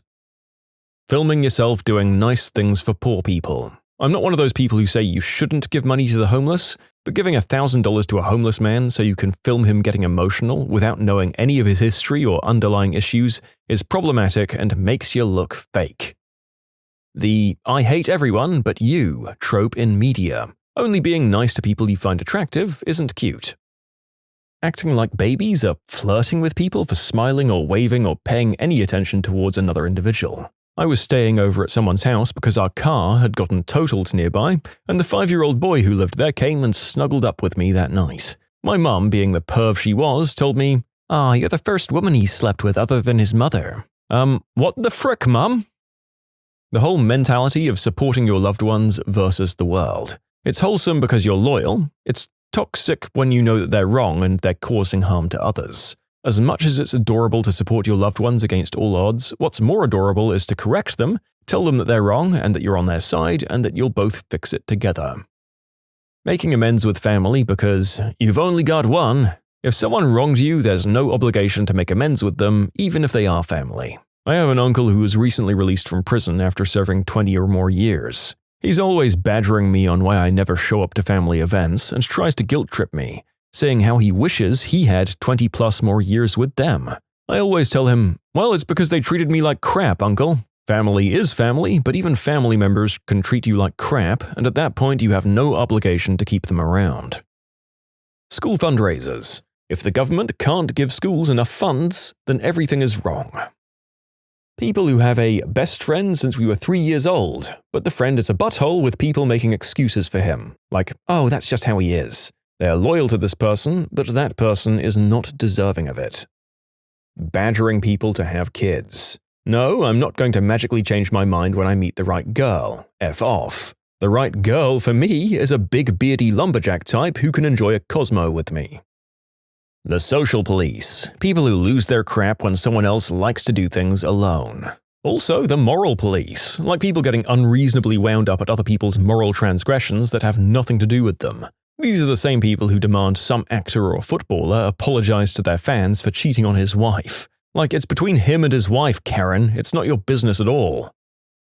All of these feel-good stories like 8-year-old child sells keychains to pay off entire school's lunch debt. That's not wholesome, that's a sign of a terribly broken country. Companies that say employees are like family. Uncompensated labor, lack of clarity, volatility, no work-life boundaries, and emotional turmoil. You think your ex was bad? Here's the worst relationship disasters you'll ever hear. Found out the day that we closed on our house that he was cheating.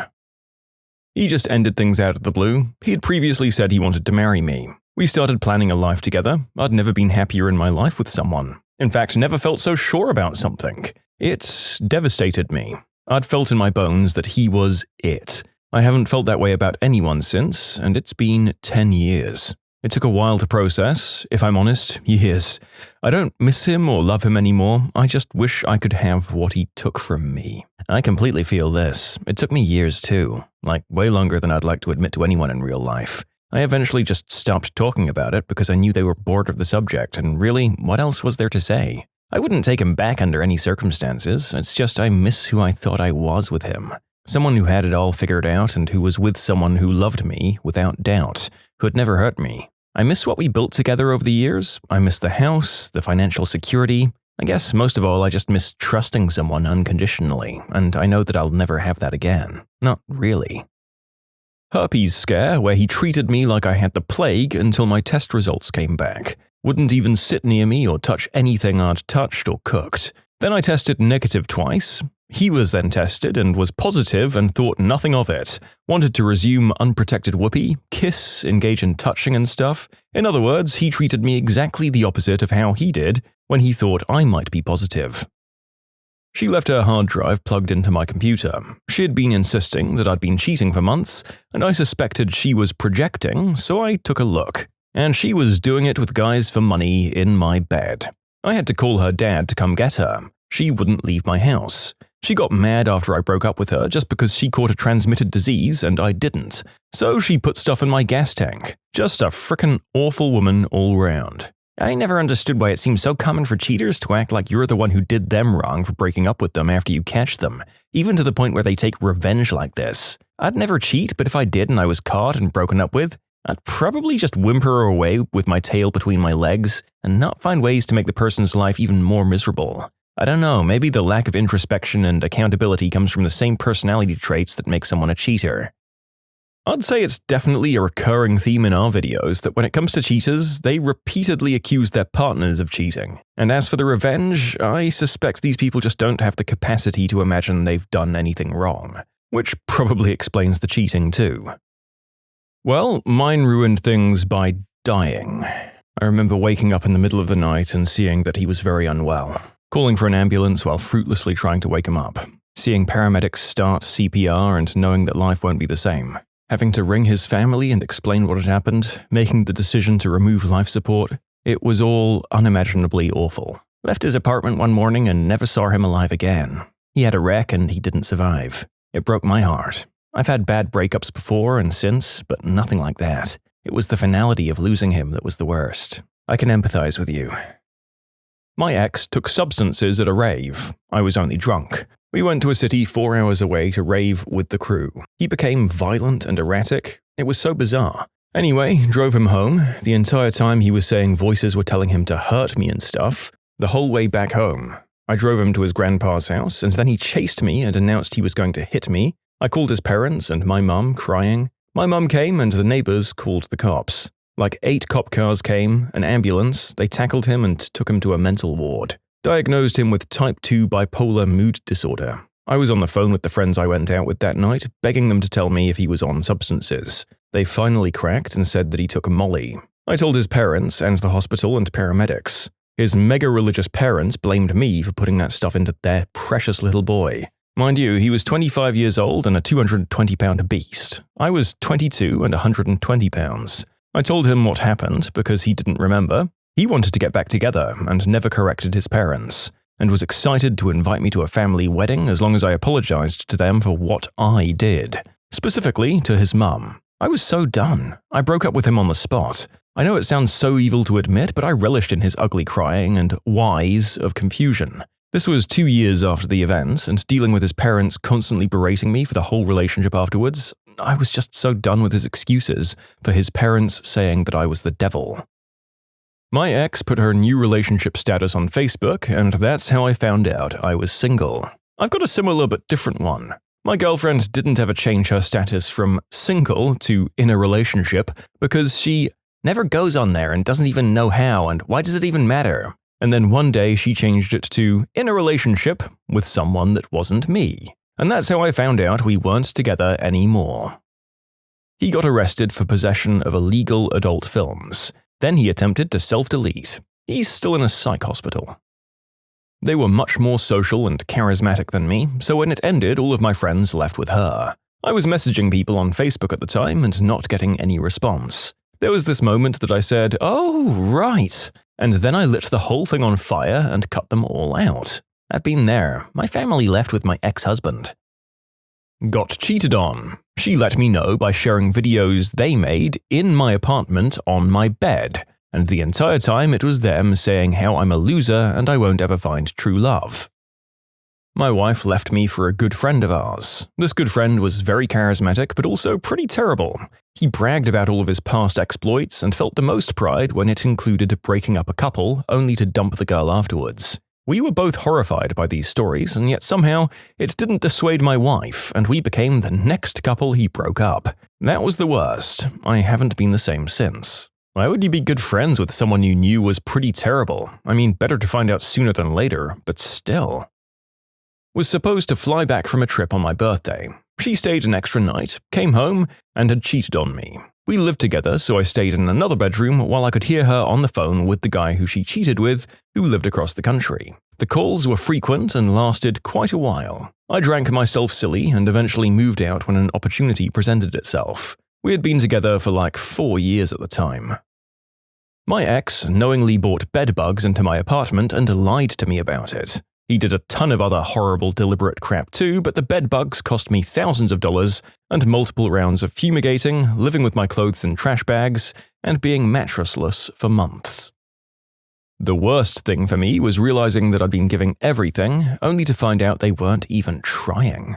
It's painful when you put in so much effort, but the other person is just emotionally checked out. Same here. I would have literally jumped across an ocean for him, but he didn't even try to put his leg across a very, very tiny puddle for me. After the realization set in, I couldn't fathom how much of a fool I was. I'm still trying to mend the damage that put on my self-esteem. Partner's mother passes away from cancer, and they're such a mess that I handle all of the funeral arrangements. She claims emotional meltdown as justification to sleep around with randos and refuses therapy, but then accuses me of stealing her inheritance. Her mum was flat broke, by the way. When I protest, she invites an army deserter addict into our home and throws me out on the street after blowing all of our money on opiates. I had a nervous breakdown after that and was homeless for 18 months afterwards. My husband died of prostate cancer at a young age. It's the absolute worst. I think mine would be the time when my then-wife decided one day to just pack a suitcase and move 12 hours away. At the time, we had a 3-year-old and an 18-month-old. I was left to deal with abandonment issues and heartache that the kids obviously had after that. At least she didn't try to take the kids with her. Partner cheated on me with a really good friend at the time, doubting myself ever since. So I choose to be single now due to the major trust issues. I know not everyone will cheat, but I can't get too close to anyone because of the psychological damage that person's actions left on me. Went to a dispensary and they took only cash. They were about to close and the ATM was down the street. My boyfriend offered the dispensary owner to keep me locked in their establishment as collateral so that he could run down the street to the ATM. He never came back. I smoked a doobie with the owner and called an Uber home. We never spoke again. Well, good riddance, I guess. I'm not sure there's ever been a more clear and distinct demonstration of someone's evaluation of you than them literally deciding you weren't worth the price of self-medicating. At least the owner was chill about it. I was physically attacked, gave me a concussion multiple times, called the cops on me and had me arrested just because I scratched his face while trying to defend myself. Meanwhile, my entire body was covered in bruises. It took me way too long to finally escape his madness due to him constantly threatening me and my family. I filed a restraining order and ran. Now I can smell a red flag from miles away. So, thanks for that, I guess. She had a psychotic episode. During it, she left me for her physical therapist and told everybody that I knew that I was a narcissist and that she had found out that I was planning to kill her and her family. All of it was her psychosis. It was very painful for me. You can submit your own stories to be featured here on the channel. The story submission link is in the description below. Don't forget to subscribe to Am I the Genius? Unbeknownst to me, the girl that I was dating had links to organized crime in our city. She used to supplement her income with smack dealing and organizing escorts for guys. We had a big argument over the phone. She got drunk and fell down the stairs in her house. She called up her friends and told them I'd pushed her, so they came over to sort me out. Fortunately or unfortunately, they got the wrong house and attacked my neighbors. Oof. The police were called and multiple arrests were made. The cops later raided my girlfriend's house and large quantities of substances were found, and she ended up doing time. In 2013, she crashed her car while out of her mind on booze and white snow and was pronounced dead at the scene. He left his MySpace open on my laptop and I snooped. He had been selling himself on Craigslist for gay, unprotected whoopee. He was also an insane Third Reich enthusiast and had an entire secret profile dedicated to its leader, and was posting horrible videos depicting deaths of certain minority groups and other hate crimes.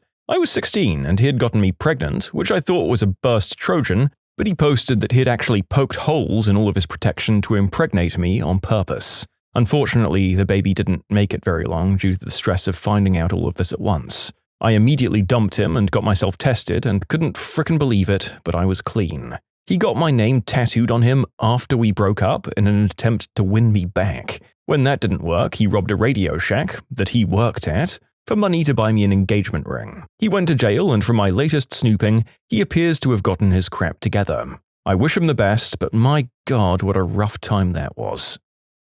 My husband wanted a Ford Mustang but didn't have good credit, so I had to co-sign for the loan. 4 days later, he asked me for a divorce. Turns out he wanted to drive his 19-year-old girlfriend around in a new Mustang instead of our older Toyota Corolla. Boyfriend called me by my best friend's name while we were doing the deed. My ex said she felt bad for a guy who liked her, but she was dating me. So she went south of the border on him in a stairwell. She told me almost immediately out of guilt, but it's not like telling me undoes that deed. I also had an ex who kept telling me stories about her ex-husband. Like she was pretty sure him and his buddy had killed a guy, but she never knew for sure. And that he was an addict with lots of weapons and some of the worst rage she'd ever seen. About a week or two into us officially dating, she just up and disappeared. She stops texting and won't answer her calls. Turns out her ex-husband needed a ride to get to rehab, and she wanted to help him, but, oh, don't worry, I'm not going to get back together with him. Well, you'll never guess what happened. She got back with him. My ex-husband flew his ex and their child to our home in California to have a hot staycation while I was helping my sister through brain surgery in Ohio. I was with my ex-girlfriend for 3 years in my late 20s. We had just returned from a wonderful week-long vacation, and in hindsight, she hid her feelings extremely well. 2 days later, she broke up with me out of the blue, saying she needed to find herself and her individuality. A few days later, I found out she had been cheating on me with a very close friend of mine. After that, I never spoke to either of them again. My ex used to be in love with this girl he barely knew years before he was with me. He took her rejection hard, but I never knew the full extent of it until years later. A couple of years ago, days before my 30th birthday, he ran into her randomly. He then proceeded to text his friends things about how he's not over her, how good she looked, he's not attracted to me anymore, he feels trapped in the relationship, wants to try things with her again, etc., etc. And he texted her as well. Meanwhile, it was completely one-sided and she hadn't even thought about him in years. Shortly after this happened, I found a letter in our home that he'd written years ago, right after they broke up, that was written to her that he'd never got rid of. It wasn't a nice letter about how much he loved her. No, it was an angry, graphically violent, hate-filled letter about how she's nothing more than a worthless working girl who deserves to die, and all the ways in which he wanted to brutally end her. I couldn't believe this was the person I'd been living with for the last 2 years. He tried to downplay it like it was no big deal and was from a long time ago, and begged me not to tell her or anyone, which I stupidly listened to until about a year later when I saw he was still following her on Instagram after I threatened to tell her if he even so much as looked in her direction again. We met up for coffee and I told her everything, exposing his secret, where she thanked me and proceeded to immediately block him on everything. It was an extremely healing moment for me. I was 18 years old and was not on speaking terms with my family. I moved in with my boyfriend, and a month later there was a knock at my door, and it was a young woman asking for my boyfriend. I made myself scarce and went into the kitchen, trying not to be jealous. She yells, "Do you know I'm pregnant with his baby?" Talk about a punch to the gut. I still went on to marry and have a child with him myself before realizing what an awful situation I'd gotten myself into. Seriously, parents who bail on their kids at 18 suck. Left to my own devices, I had no trusted confidants or friends to give me sound advice. I would not wish circumstances like this on anyone. She cheated, and I fell into a depression. She filed for divorce, claiming that I couldn't be a parent to our children because of said depression. Curiously, in her opinion, I was somehow healthy enough to work a ton of overtime, though. This all means that she cheated, I don't get to see my kids that much, and I give her a lot of money each month as punishment. Oh my god, that is a brutal deal. I hate that a legal system could look at this situation and decide that this was really the best outcome. I don't know if you got the wrong lawyer or something, but even if you weren't doing your best, surely there should be some sort of consideration for the kind of person who would willingly do this to their spouse. Was sitting in our bedroom where our computer desk was, spending part of my Saturday browsing the internet. Heard her come into the apartment with a friend and didn't think anything of it until I heard them start having loud whoopee together. The pervasive betrayal of a lengthy affair with a junkie. All of the lies that go into such treachery are beyond imagination. Violence. He was a very scary person and subjected me to the unspeakable act, belittled me and isolated me from my family and friends. The cherry on top was when I finally had proof he had cheated and broke up with him. He then showed up on my doorstep, refusing to leave, and proceeded to pin me to my bed and headbutt me in the face, breaking my nose. Talk about the most horrific 2 years of my life.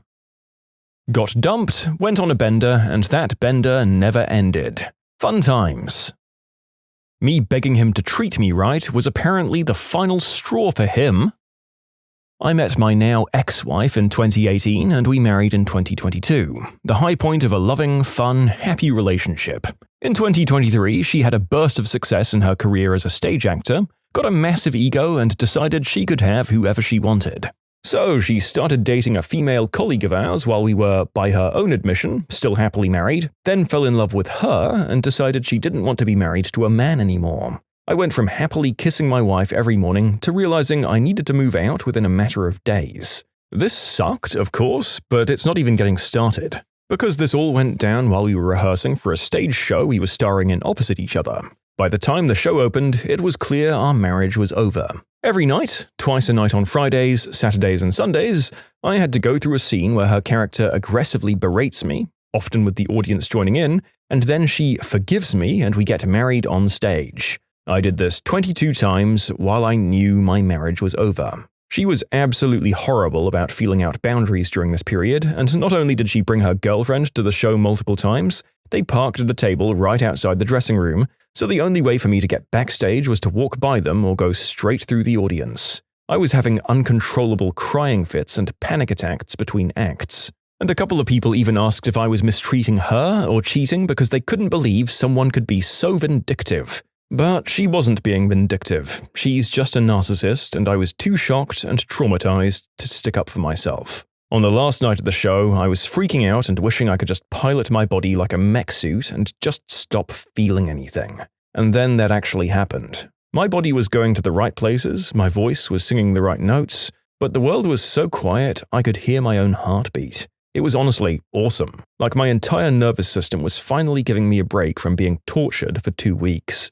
I told my therapist about this, calling it my first flow state as a performer. She identified it as a dissociative episode, a symptom of PTSD. Then it happened a couple more times at different gigs and it was way less awesome. The whole thing was by far the worst experience of my life and it just kept going. For 2.5 weeks. Until the show finally closed and I had to dive full steam into separating my life from the woman I was sure I'd grow old with. I hear she's been leaning hard into cosplaying as a lesbian by getting a hideous buzz cut, which has screwed up her casting prospects. She's also managed to get fired from her job for being a generally awful NPD person. Well, mine staged his death when I tried to leave him. The fool put cameras in my house. Fortunately, he bought them from the Best Buy my friend worked at, and I found out. God bless. My ex invited me to a party. Unbeknownst to me, his new girlfriend was there, and he had told everyone in attendance, including her, that I was his, quote, psycho ex-girlfriend. Needless to say, I was not his ex-anything. I was madly in love, and nobody told me. We were together for 5 years. My heart just shattered on impact. It was a major before and after moment that shaped my life. I'm so much stronger now, but I've lost the ability to love with my whole heart. I rejected doing the deed with her, and she got mad and drove me home. The next day, she posted pics on her Facebook of her in bed with a different guy. Such a shame I just wasn't ready for that yet, as it was going to be my first time. The rise of fascism and why you should be very worried.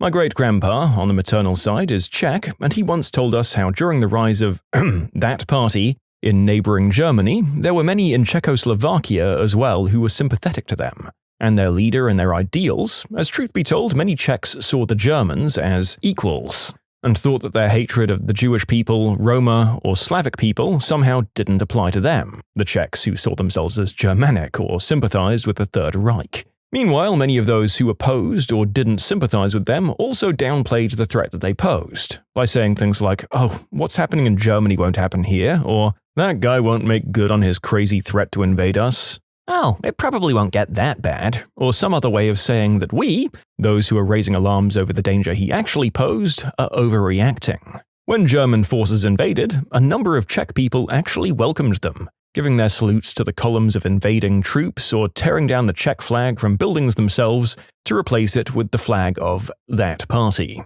However, my great-grandpa saw the danger that these clowns posed, the repression, violence, and death they'd bring, and lo and behold, when the Germans did actually occupy Czechoslovakia, turns out they weren't just oppressing the Jewish, gay people, communists, liberals, Czech nationalists, and academics, but also extended their oppression to ordinary Czech people, including those of Germanic ancestry. Turns out they didn't see us as equals after all, and many of those who'd welcomed the Germans had a "why are the leopards eating my face? I supported them" mentality when the Gestapo came after them as well. This is basically an oversimplification of what my great-grandpa told me, but yeah, the reason the Third Reich and fascism in general was able to rise the way it does and is still doing is because people either underestimate the danger or downplay it for years, treating it like a joke until that joke isn't funny anymore. I'm worried about the growing divide between the left and right, fueled by social media algorithms, echo chambers, and sensationalist media. How is this ever going to be fixed? From all countries that really shouldn't fall to fascism, the US is at the top of my list. The mix of the nuclear arsenal, geostrategic power and pure military power, American exceptionalism and intelligence agency capabilities of the US would become the biggest threat humanity has ever experienced. So while I saw the writing on the wall with Trump's last term ending and the apparent powerlessness of the system against his shenanigans, I really hoped US institutions would hold a real fascist takeover at bay. The last year has weakened this hope quite a bit. So in conclusion, I am quite worried, but try to live a cynic serenity, even though this might be an oxymoron. Yeah, I'm making this video in late January 2026, and we'll see how well it's aged when it comes out in a few months. Between the fact that Greenland might be invaded, him trying to suspend the midterms, or his own party finally getting sick of him, it honestly feels like anything could happen. Dutch person here, think of what your Rubicon is to prevent fascism. The thing that differs from Europeans and Americans is that after World War II, you got veterans with PTSD from the war. Here, you used to have entire families with PTSD from surviving or being held prisoner. I'm not saying that one is worse than the other, but I've seen how that World War II trauma has been passed to my parents and also mildly got passed over to me. My grandparents always had canned food in the house and got really angry when you didn't finish any meal. They hid money in places in the house. They'd jump when they'd hear a siren. They were always ready for another war. I think American citizens have been spared this. Your war veterans have experienced it, but fortunately not their wives or their children. They've seen the PTSD with returning soldiers, but not the children. Fascism is a true evil that shouldn't be ignored or nuanced. It doesn't matter if it was or wasn't a Third Reich salute, it still has an effect, and it should be addressed that it's wrong. The USA is more like a company now, and they can't admit a small mistake, where corporate policies don't allow that. Being a true leader is saying, in a speech to the public, "I'm sorry, that wasn't my intention. This." Ask people from the Balkan regions. Some nations here had massive atrocities and wars until 1995. Most people over 30 lived through it and remember it, including several of my family members. I think it's easier to dismiss it as not that serious or dangerous if you or your family haven't been directly affected by similar events. My grandparents explained in explicit detail the horrors of the Third Reich from World War II. They explained the even worse horrors of the Ustasa. My father got drafted in the 90s, and his two best friends got sniped within a week of each other, leaving behind families just as young as his. He was the lucky one. He only got PTSD from the Balkan Wars, leaving the family land we had for more than 500 years. My mother has issues, my brother and I saw horrors. My family once again had to run from the Ustasa. And I can admit that what I experienced is but a brief blip compared to what was described to me of World War II. But I can say with certainty this: what's happening in the USA, here in Australia, and the rise of the ultra-right-wing in pockets around the world is nothing but blood-seeking fascism. There's no other fitting description. This is the new wave of Third Reich enthusiasts and needs to be stamped out as soon as possible. I'm 43, I've lived through a war, being a refugee, moving continents, 2 financial catastrophes, a pandemic and a housing crisis. I don't know if I have the steam to fight the modern N party here too. 30 years of being constantly stressed out is taking its toll. Well, it's past my bedtime and I'm awake. I'm a federal employee writing in January 2025. These past 3 weeks have been hell. I'm much more worried about the rise of people who don't know what fascism is. That's been around for a long time, my friend. None other than George Orwell once wrote, "The word fascism has now no meaning except insofar as it signifies something not desirable." He wrote that in 1946. The biggest problem with the rise of fascism is that we were never educated on what it looks like and how to stop it in its tracks. All we're taught and see in documentaries is the end result of it, and only in the form of that guy and the Second World War. There's never any talk about his rise from 1922 until the war broke out, and we never talk about how it happened in other examples from around the world. We should learn from history. We're taught the wrong history for things like this. Yeah, they showed us pictures of the camps and made us read Anne Frank's diary, and we all thought we would have stood up and said something, because of course by the time people are being confronted with their government literally starving and murdering people, all but the worst sadists will feel horror and shame. But the thing is, a lot of Germans didn't know about the camps. There were whispers and rumors from citizens that lived near them, and lots of denials and downplaying and dismissals, but it wasn't like the Reich held open houses that allowed giant tour groups into them every weekend. The Germans, by and large, didn't like to think about what was happening to the Jewish people and other oppressed minorities in much the same way that most of us don't want to think about what happened where our hamburgers come from. All of the atrocities in that period in Germany happened under the noses of citizenry with a minority that totally supported the leader no matter what, and a majority that didn't mind what that guy did, necessarily, as long as they personally saw a net benefit. That's the current stage we're in, as we all watch immigrants get sent to Guantanamo, hear about the Secretary of State discussing selling American prisoners to dangerous third-world prisons, and hear about career civil servants getting axed in ideological purges. And most of us are either grateful it isn't happening to us, or convinced it could never happen to us. From Sid Meier's Alpha Centauri. As the Americans learned so painfully in Earth's final century, free flow of information is the only safeguard against tyranny. The once chained people whose leaders at last lose their grip on information flow will soon burst with freedom and vitality, but the free nation, gradually constricting its grip on public discourse, has begun its rapid slide into despotism. Beware of he who would deny you access to information, for in his heart he dreams himself your master. Commissioner Pravin Lal, the UN Declaration of Rights. On a scale of 1 to buying firearms as an anti-Second Amendment leftist, pretty frickin' worried. Well, how worried are you about your house being on fire, when the fire department has been taken over by arsonists? Illegal surveillance, inundation with state propaganda, suppression of free speech, persecution of whistleblowers, Congress that sides with oligarchs, Congress that doesn't protect the American people, government whose main function is to cause endless war and destabilization around the globe. Whatever this is, we already have it. My grandparents and great-grandparents were in the Warsaw camp. Great-grandma, grandma, and grandpa all survived. I'm frickin' worried. I, my partner, and at least 2 family members and a large number of my friends are in danger because of this administration. This administration is a national security threat with possible global consequences. This is the rise of fascism. 10 out of 10, and I'm worried about tech feudalism, 12 out of 10. None of those guys know how to govern. Typical rich people are so full of themselves, they know that they can't be wrong. Meanwhile, they cheat at video games. I didn't know what tech feudalism was, and now that I've Googled it, thank you, I'm scared for this too. To continue this quick little digression into this fun new concept, I did find some more messages as a little laugh reprieve before we slip back into our existential dread. I hear you on the techno-feudalism. Marker the Beast crap is coming soon. 20 years ago, I had a driver's education teacher that spent our lunch break going on a lengthy rant about how the end of times were coming, that people were creating chips that could be placed in our arms to pay for things, and that it was the mark of the beast. Sometimes I wonder how she's holding up these days. Let's be honest, she probably voted for Trump. 11 out of 10, especially in combination that we need to combat climate change and really stop with burning petroleum around 2020. Oops. You can submit your own stories to be featured here on the channel. The story submission link is in the description below. Don't forget to subscribe to Am I the Genius?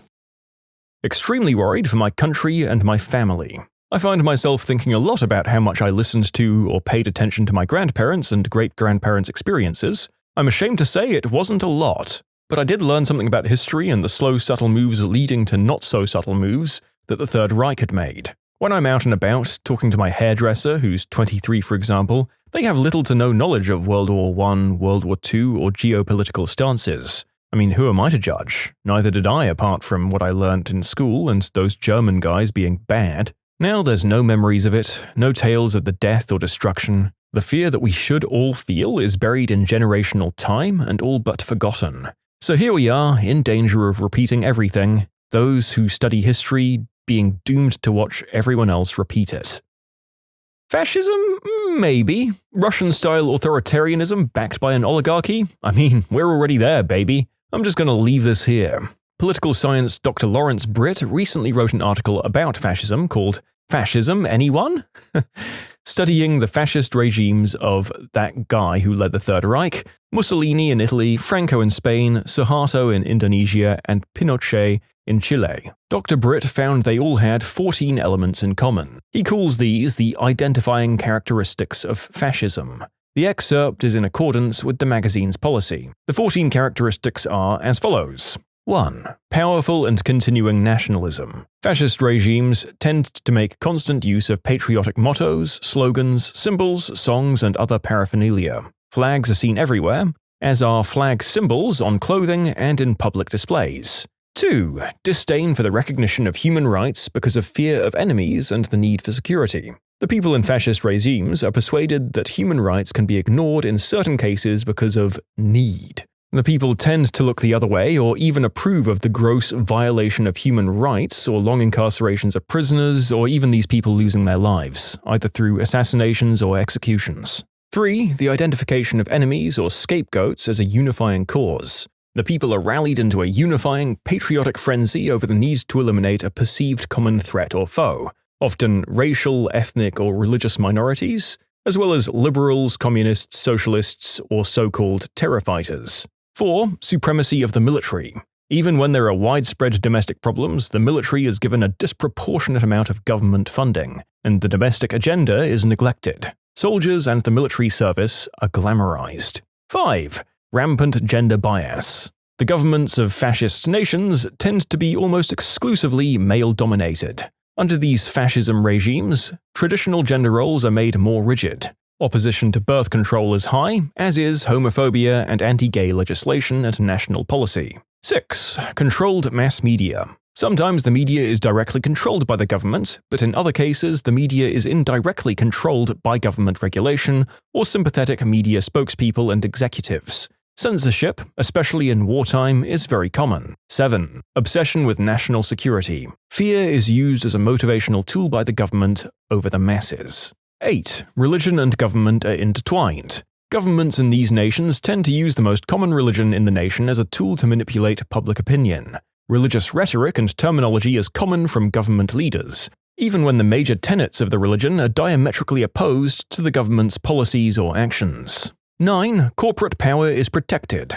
The industrial and business aristocracy of a nation ruled by fascism are often the ones who put the government leaders into power, creating a mutually beneficial business or government relationship and powerful elite. 10. Labor power is suppressed. Because the organizing power of labor is the only real threat to a government like this, labor unions are either eliminated entirely or are severely suppressed. 11.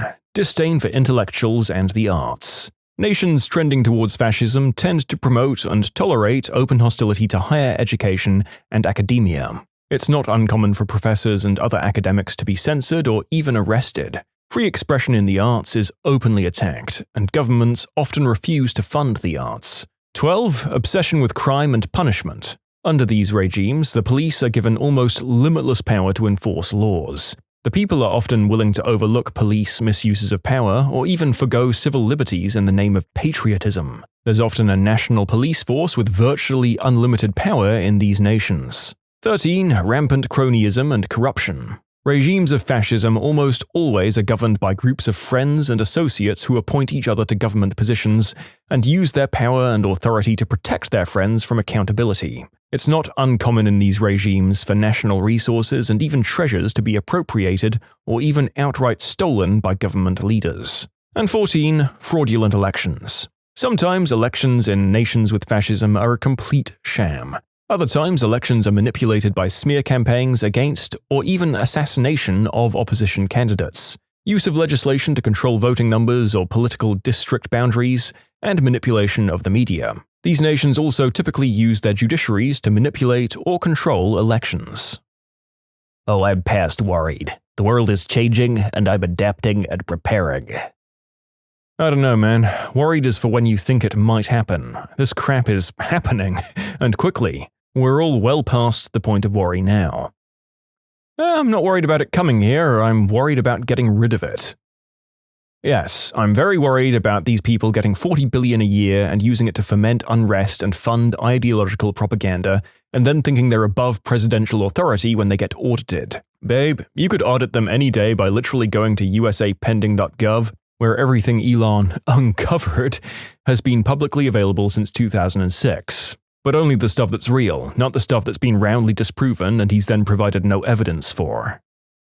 I am very worried. I'm from the UK. Seeing the rise of the right in Europe and the US is scary. I fundamentally believe all people's unhappiness is coming from economic inequality, and no leftist governments are actually willing to deal with the problem because they're too content with the status quo. Populism, sound bites, and easy wins are things the extreme right is just good at. See, I'll just do an executive order instead of actual policy change through our democratic institutions. Marrying that with the average Joe's lack of understanding of what fascism actually is and how quickly he'd never do that turns to, oh crap, I wish I'd known he was serious, makes it all the scarier. I also believe the UK and US see themselves as the good guys, regardless of the political situation, because of being the allies in World War II.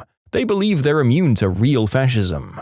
They're just the patriots who want control back, right? Not realizing that the only people who have stolen control and financial security are the ultra-rich. Not immigrants, not poor people on welfare, and not trans people. I don't know if the world is going to look recognizable in 5 to 10 years in the West. So, to summarize, I'm very worried.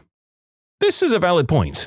The complacency of people on the left when they do get in and somehow think that just not being involved with fascism is good enough by comparison has been a recurring theme in a lot of the governments struggling with the burgeoning alt-right. I'd also like to say that I understand that the points of view thus far are fairly one-sided. We have to draw from the people who submit answers, and I guess a lot more people have sympathized with and upvoted a certain type of answer. Absolutely I'm worried, but the only things that can be done about it are drastic, life-taking, and changing actions. People haven't reached that level of desperation yet. We're still in the stage that people who put their interests below that of the right-wing party haven't fully realized the ramifications of their actions and how it impacts everything. The left is trying to fight with politics and with fairness, but you don't win a dirty game by playing by the rules. The only way to win fairly is to escalate before they do, which we won't. And fight even dirtier? Also no. When you're on the side of morality, it's a losing battle against those who'll do anything for power. If this weren't the case, we wouldn't see so many previously progressive nations fall to right-wing extremism and fascism. The paradox of tolerance is being proven in real time, and the only thing left to do is wait and see if we reach a breaking point fast enough and fight hard enough to push back. My money is on no. Our nation has never been usurped like this before. People are still thinking it'll just be another terrible administration, but the signs say otherwise. The paradigm is flipping, and tolerance is a losing battle. We won't adapt, though. That would require us to put ourselves in harm's way for people we see as numbers and not human beings. I want to fight. I want to purge this ideology from the face of the earth and give my being to do so. But there's no such thing as a war won with one life. It's a series of tragic sacrifices that must be paid for an uncertain conclusion that the dead don't have the certainty of knowing. And most in my country are hardly brave enough to step in the line of fire to save others, much less fight against their own families and communities because it's the right thing to do. When I started environmental activism, people always like to say that any battle you fight, you never know if you'll win or not. The civil rights activists didn't know if their efforts would be successful or not, but that didn't stop them from trying. I find the most rewarding thing about joining groups fighting for something is that you have this shared sense of purpose, and hell, even if you don't succeed, you have important people in your life who share your struggle. I just hope I'm dead wrong. I'd rather be embarrassed and thought of as a worrywart than be right. Might pay to be a little concerned since he's dismantling the current government structure and centralizing everything to him. His cabinet members are loyalist stooges, not people experienced in the agencies he's having them lead. Dismantling government information and research to keep us in the dark. You know, those old warning signs. Oh, extremely. The most worried I've ever been about anything in my 40-plus years. Hey everyone, I'm gonna just disappear out into the woods. I don't need y'all and your governments. I grew up off the grid in the woods and I guess I'll end up back there. This crap is sideways. Patients who tried to diagnose themselves and failed spectacularly. My friend has an incredibly tough alcoholic grandma. She ignored a stroke because she thought it was a hangover. Damn, that grandma must have had some rough hangovers. I saw a patient last night who had been having episodes of wind for 6 months and had come in because of a particularly bad bout. Massive heart attack with crescendo angina over the preceding year. Not that uncommon a self-misdiagnosis, but kinda takes you aback when you finally see it. My grandfather was a doctor and had a patient come to his office complaining of a slight headache. His receptionist told him to wait in the waiting room. They called his name, but the guy never came up to the desk. He actually suffered a major brain hemorrhage and died waiting to be seen in the chair. Man who rode his bike as his sole method of transportation came in for chronic knee and leg pain. He had metastatic prostate cancer with bone lesions all over. Came in for "my legs hurt" and left with hospice referral. Man, this thread is like reverse WebMD. You think it's cancer? You just stubbed your toe. You think you have a cold? It's 100% cancer. I'm a psych first responder. Patient self-diagnosed as dead. The EMTs didn't believe him. He was quite insistent though and wanted an ambulance ride because he thought a dead person ought to have one. The EMTs argued with him, stating he was both standing and talking, and he countered that he was in hell. In fact, he was just dosed up pretty high with a bad cocktail of substances. I had a fun hour with him while he came down. As a paramedic, I responded to a dispatch for a sick person. When we arrived, this old guy was clearly having a stroke. He said he'd just eaten some bad fish or something before taking a 3-hour nap. Luckily, his wife finally decided to call 911. That would have made a funny tombstone, though. I just had some bad fish or something. I think a lot of these would be, if people just used the patient's self-diagnosis as gospel on the tombstone for some reason. That would actually make walking through a cemetery a really fun time.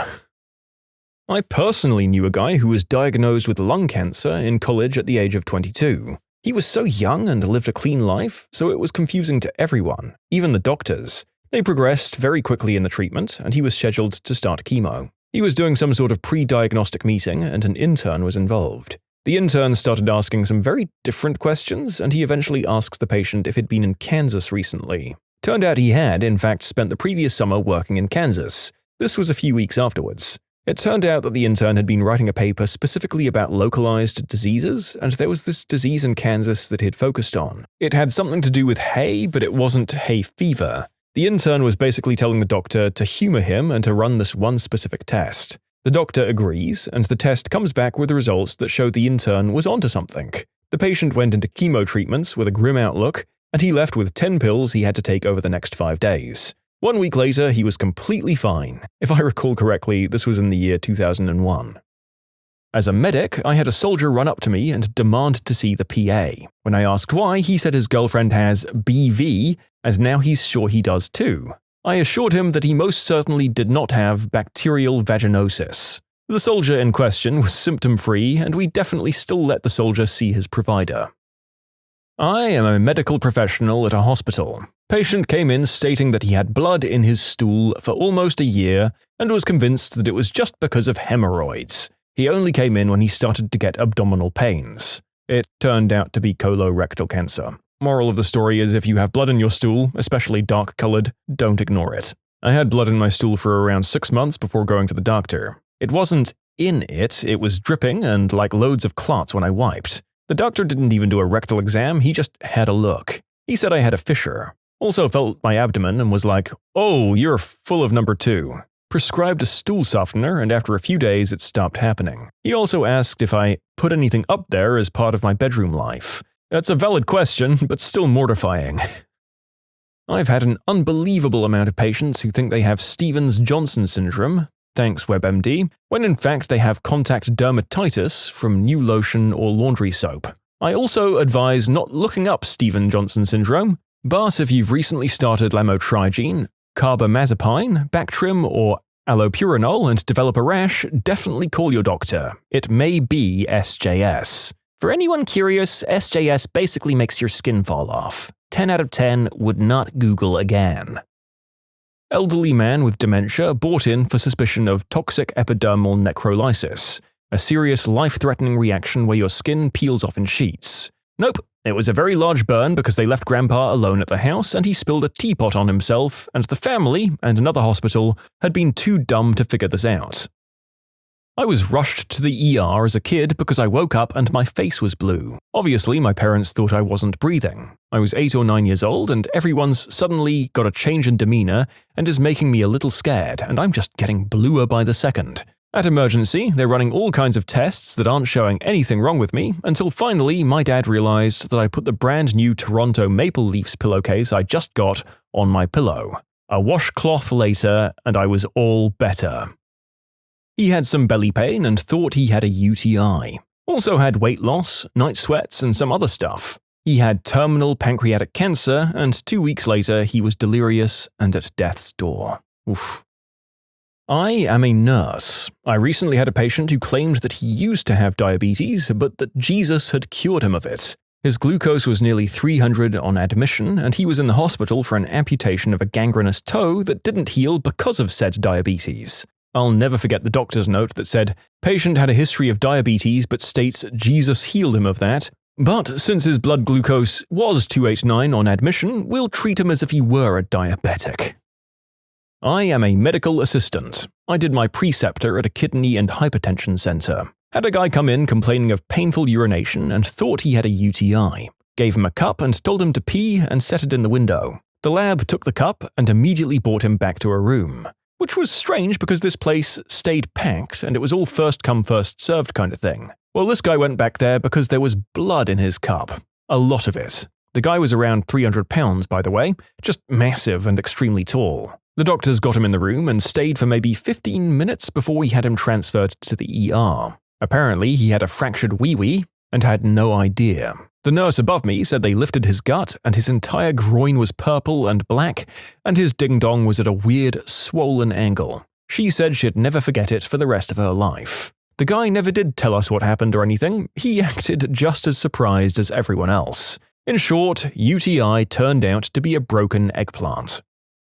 I'd say after a couple of years working in an emergency room before and during medical school that by far the most common egregious self-misdiagnoses involve pregnancy. Tons of patients with active bedroom lives coming in and complaining of morning sickness or gaining weight and just sure they have some sort of GI issue or infectious disease. When it comes around to asking questions, oh yeah, come to think of it, I haven't had my period in 3, 4, or 5 months. And that's not to mention all of the people coming in fully in labor and delivering in the ED, truly shocked that they were pregnant at all. Now I understand people can have irregular periods, and there are many cases where the patient is reasonable in not guessing what's going on, but there's a large group of patients who missed a lot of obvious hints. Denial ain't just a river in Egypt, I guess, and I do have empathy for patients in situations where they really don't want to be pregnant, and so perhaps are subconsciously blocking it out of their mind. But a medical mystery it is not.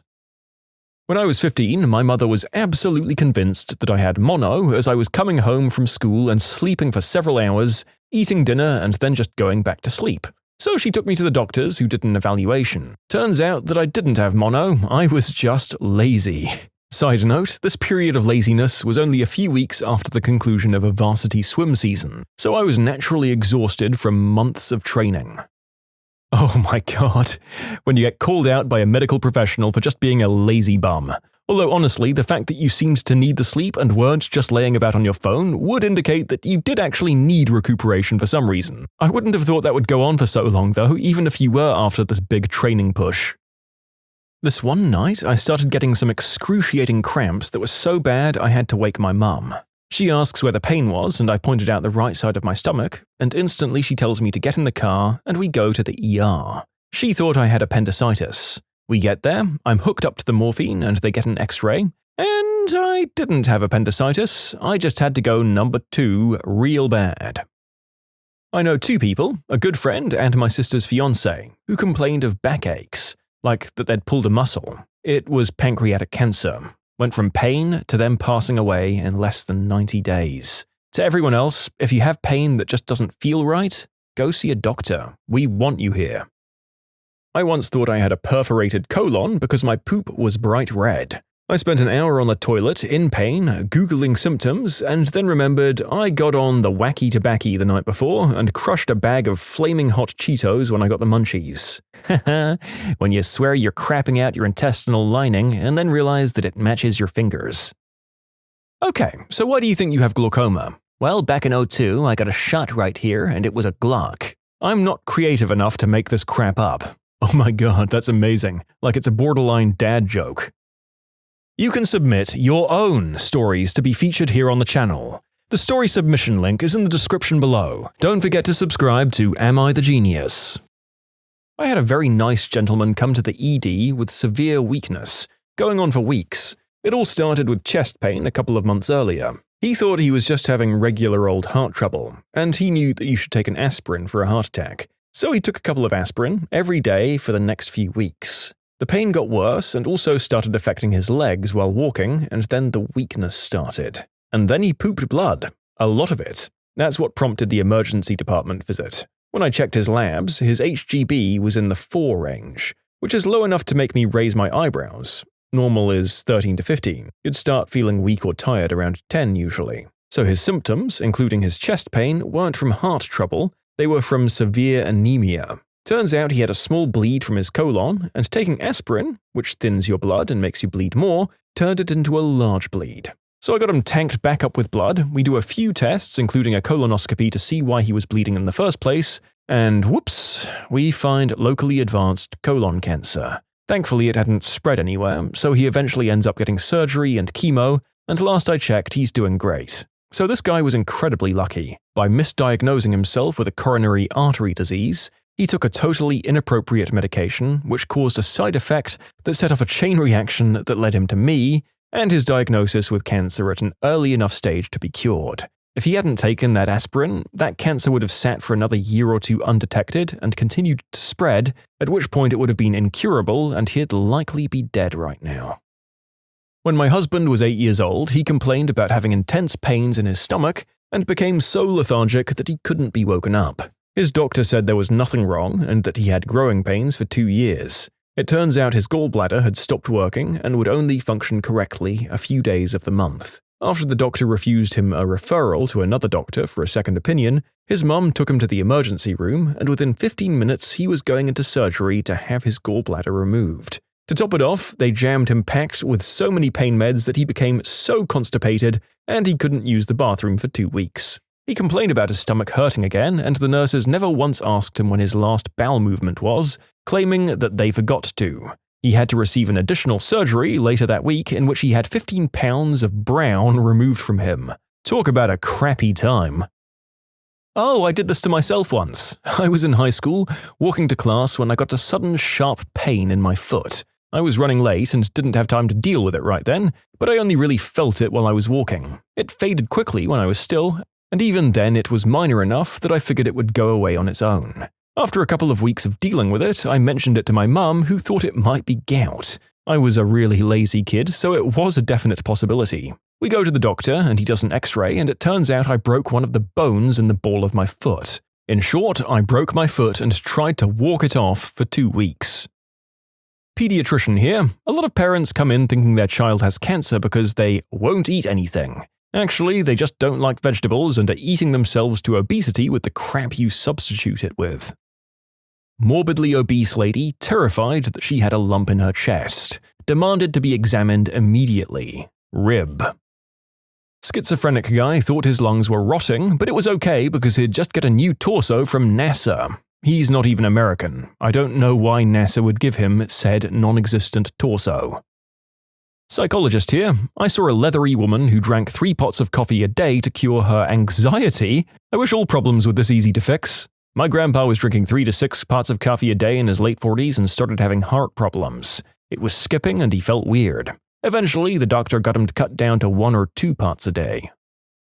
Physician assistant that works in the emergency department here had a woman, around 45 years old, come in with her mother for a complaint of a spider bite to her back. It was actually an abscess. Like, no big deal, that's pretty common. People think abscesses are spider bites all the time. I incised and drained it and sent her home on antibiotics. Pretty standard procedure. Told her to come back in 2 days for a recheck. When she came back, it was looking better. She and her mother thought it was something serious because it still wasn't all the way gone yet, but it was healing well and there wasn't much to do. They came back again another 2 days later and told me it was definitely gangrene. I tried to reassure them, but they both kept arguing with me that I didn't know what I was talking about. It was obviously a healing abscess and was looking a lot better. It looked nothing like gangrene, which they had Googled. Had to get 2 of my colleagues to come into the room to reassure them, but they still didn't believe us. I think they ended up going to another hospital. In short, woman came to the ER 3 times for an abscess that she thought was gangrene. I mean, at the point where they're just coming up with new things every visit, it's just them being hypochondriacs, right? Surprised we haven't seen more of them in this video.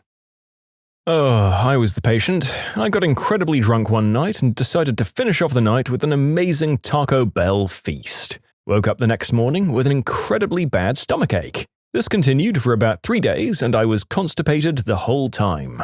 My roommates, who were all pre-med or nursing, thought that it was just the Taco Bell causing some issues as it's wont to do, but on about day 4 I couldn't take it anymore and had one of them drive me to the hospital. He continued to call me a B-word and said that they're just going to tell me to take laxatives. While at the hospital, they noticed my appendix was incredibly swollen and about to burst, and I was rushed into surgery. On my way to surgery, a doctor came running and screaming at us to stop, and he showed the x-ray to the surgeon, and they decided it wasn't the appendix that was the problem, but my intestine? Somehow my colon folded itself like a sock and caused incredible swelling and build-up. Ended up going on antibiotics and morphine for a couple of days, and got to miss all of my exams, other than anatomy. That jerk of a professor made me take a longer, more difficult and extended response-only exam. I have no idea how this happened, and the doctors tried explaining the possibilities, but I was too messed up on morphine to understand. I remember them asking me if I'd recently been to Haiti or the DR. About 3 years later, I started to have a similar pain and went to the doctor immediately, and this time they just took my appendix out. In short, thought that I was constipated from Taco Bell, doctor said my appendix was about to burst, then another doctor stopped me from going in and said my intestines folded into each other. When I went to see a physician a year back for my shaking problem, I have severely shaking hands, I was told that it was a short-term problem that would likely go away in my late 20s. I told him I was on medication and he dismissed it as an unrelated issue. Recently, I went to a different doctor. He assessed my symptoms, jolting limbs, twitchy face, shaking hands, and locking jaw, and it turns out I have tardive dyskinesia, which is a very rare side effect of one of the medications I was on. It's irreversible after age 25. If I'd listened to the first doctor, I'd have permanent brain damage as young as 25 years old. I went to the hospital about 5 weeks ago with what I thought was testicular torsion. I got told it was orchitis, and I was prescribed antibiotics for a week, and was told it would feel better within days. Well, the pain got worse, and so did the swelling. Turns out it was torsion, and was operated on, and I got sent home without my left testy because the doctor was so certain it was just an infection and didn't feel it was necessary for me to have the appropriate scans to double-check, which I was later told should have been the first thing he should have done in the first place. So now I'm 20 years old with a missing funberry and about a week now from full recovery. F you, Dr. Singe, you incompetent moron. And for those wondering or assuming, I'm from the UK, not the US. Although suing does sound super American. Well, now others can avoid that guy. Thank God he doesn't have one of the most common last names in the world. Not a self-diagnosis, but I'd been seeing various doctors for months with what they thought was post-viral syndrome or depression depending on how the doctor felt that day. Then, after being out in the sun one day, I developed a malar rash, and my husband decided it looked like something he'd seen on a medical program called lupus. Doctors laughed me and him out of the consultation room for months. I was too young, not the right face, no family history. Turns out they decided eventually to order the right blood tests, and wouldn't you know it, I got lupus. I do love doctors, but realize now that often their guess is as good as mine. A doctor diagnosed my wife with a transmitted disease, chlamydia, I think. Huge fight, wife was emotionally crushed, she accused me of cheating. It was all very messed up. I punched her symptoms into WebMD and told her it was probably kidney stones. It turned out to be kidney stones. In high school, I was the heavyweight county champion in wrestling. I weighed about 260 at the most. Graduated last year and maintained weight until December 2016. Went to the doctor in February and she was shocked to find out I weighed 217. She asked if I still worked out and stayed active. No. So she sends me to get an x-ray because she was concerned about the sudden weight loss. I thought I was just hitting my last growth spurt. Yeah, no, stage 4 anaplastic thyroid cancer. Screw me, right? Was never overweight, but I did have a muffin top I was really self-conscious about.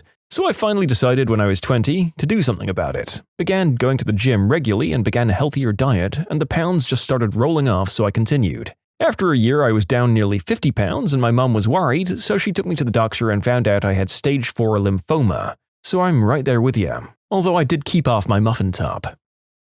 Not a doctor, but a pharmacy technician. Had a patient yesterday tell me they went to urgent care and the nurse diagnosed pink eye. The patient didn't feel right about that and went to the eye doctor. Eye doctor told her she had an ulcer on her eye, and if it went untreated properly, she'd lose eyesight and possibly said eye. When you subscribe, make sure to hit the bell to turn on notifications. Put the playlist on in the background to finish listening to all of the stories. And if you like Am I the Genius, give Am I the Jerk a shot. Everything linked in the description.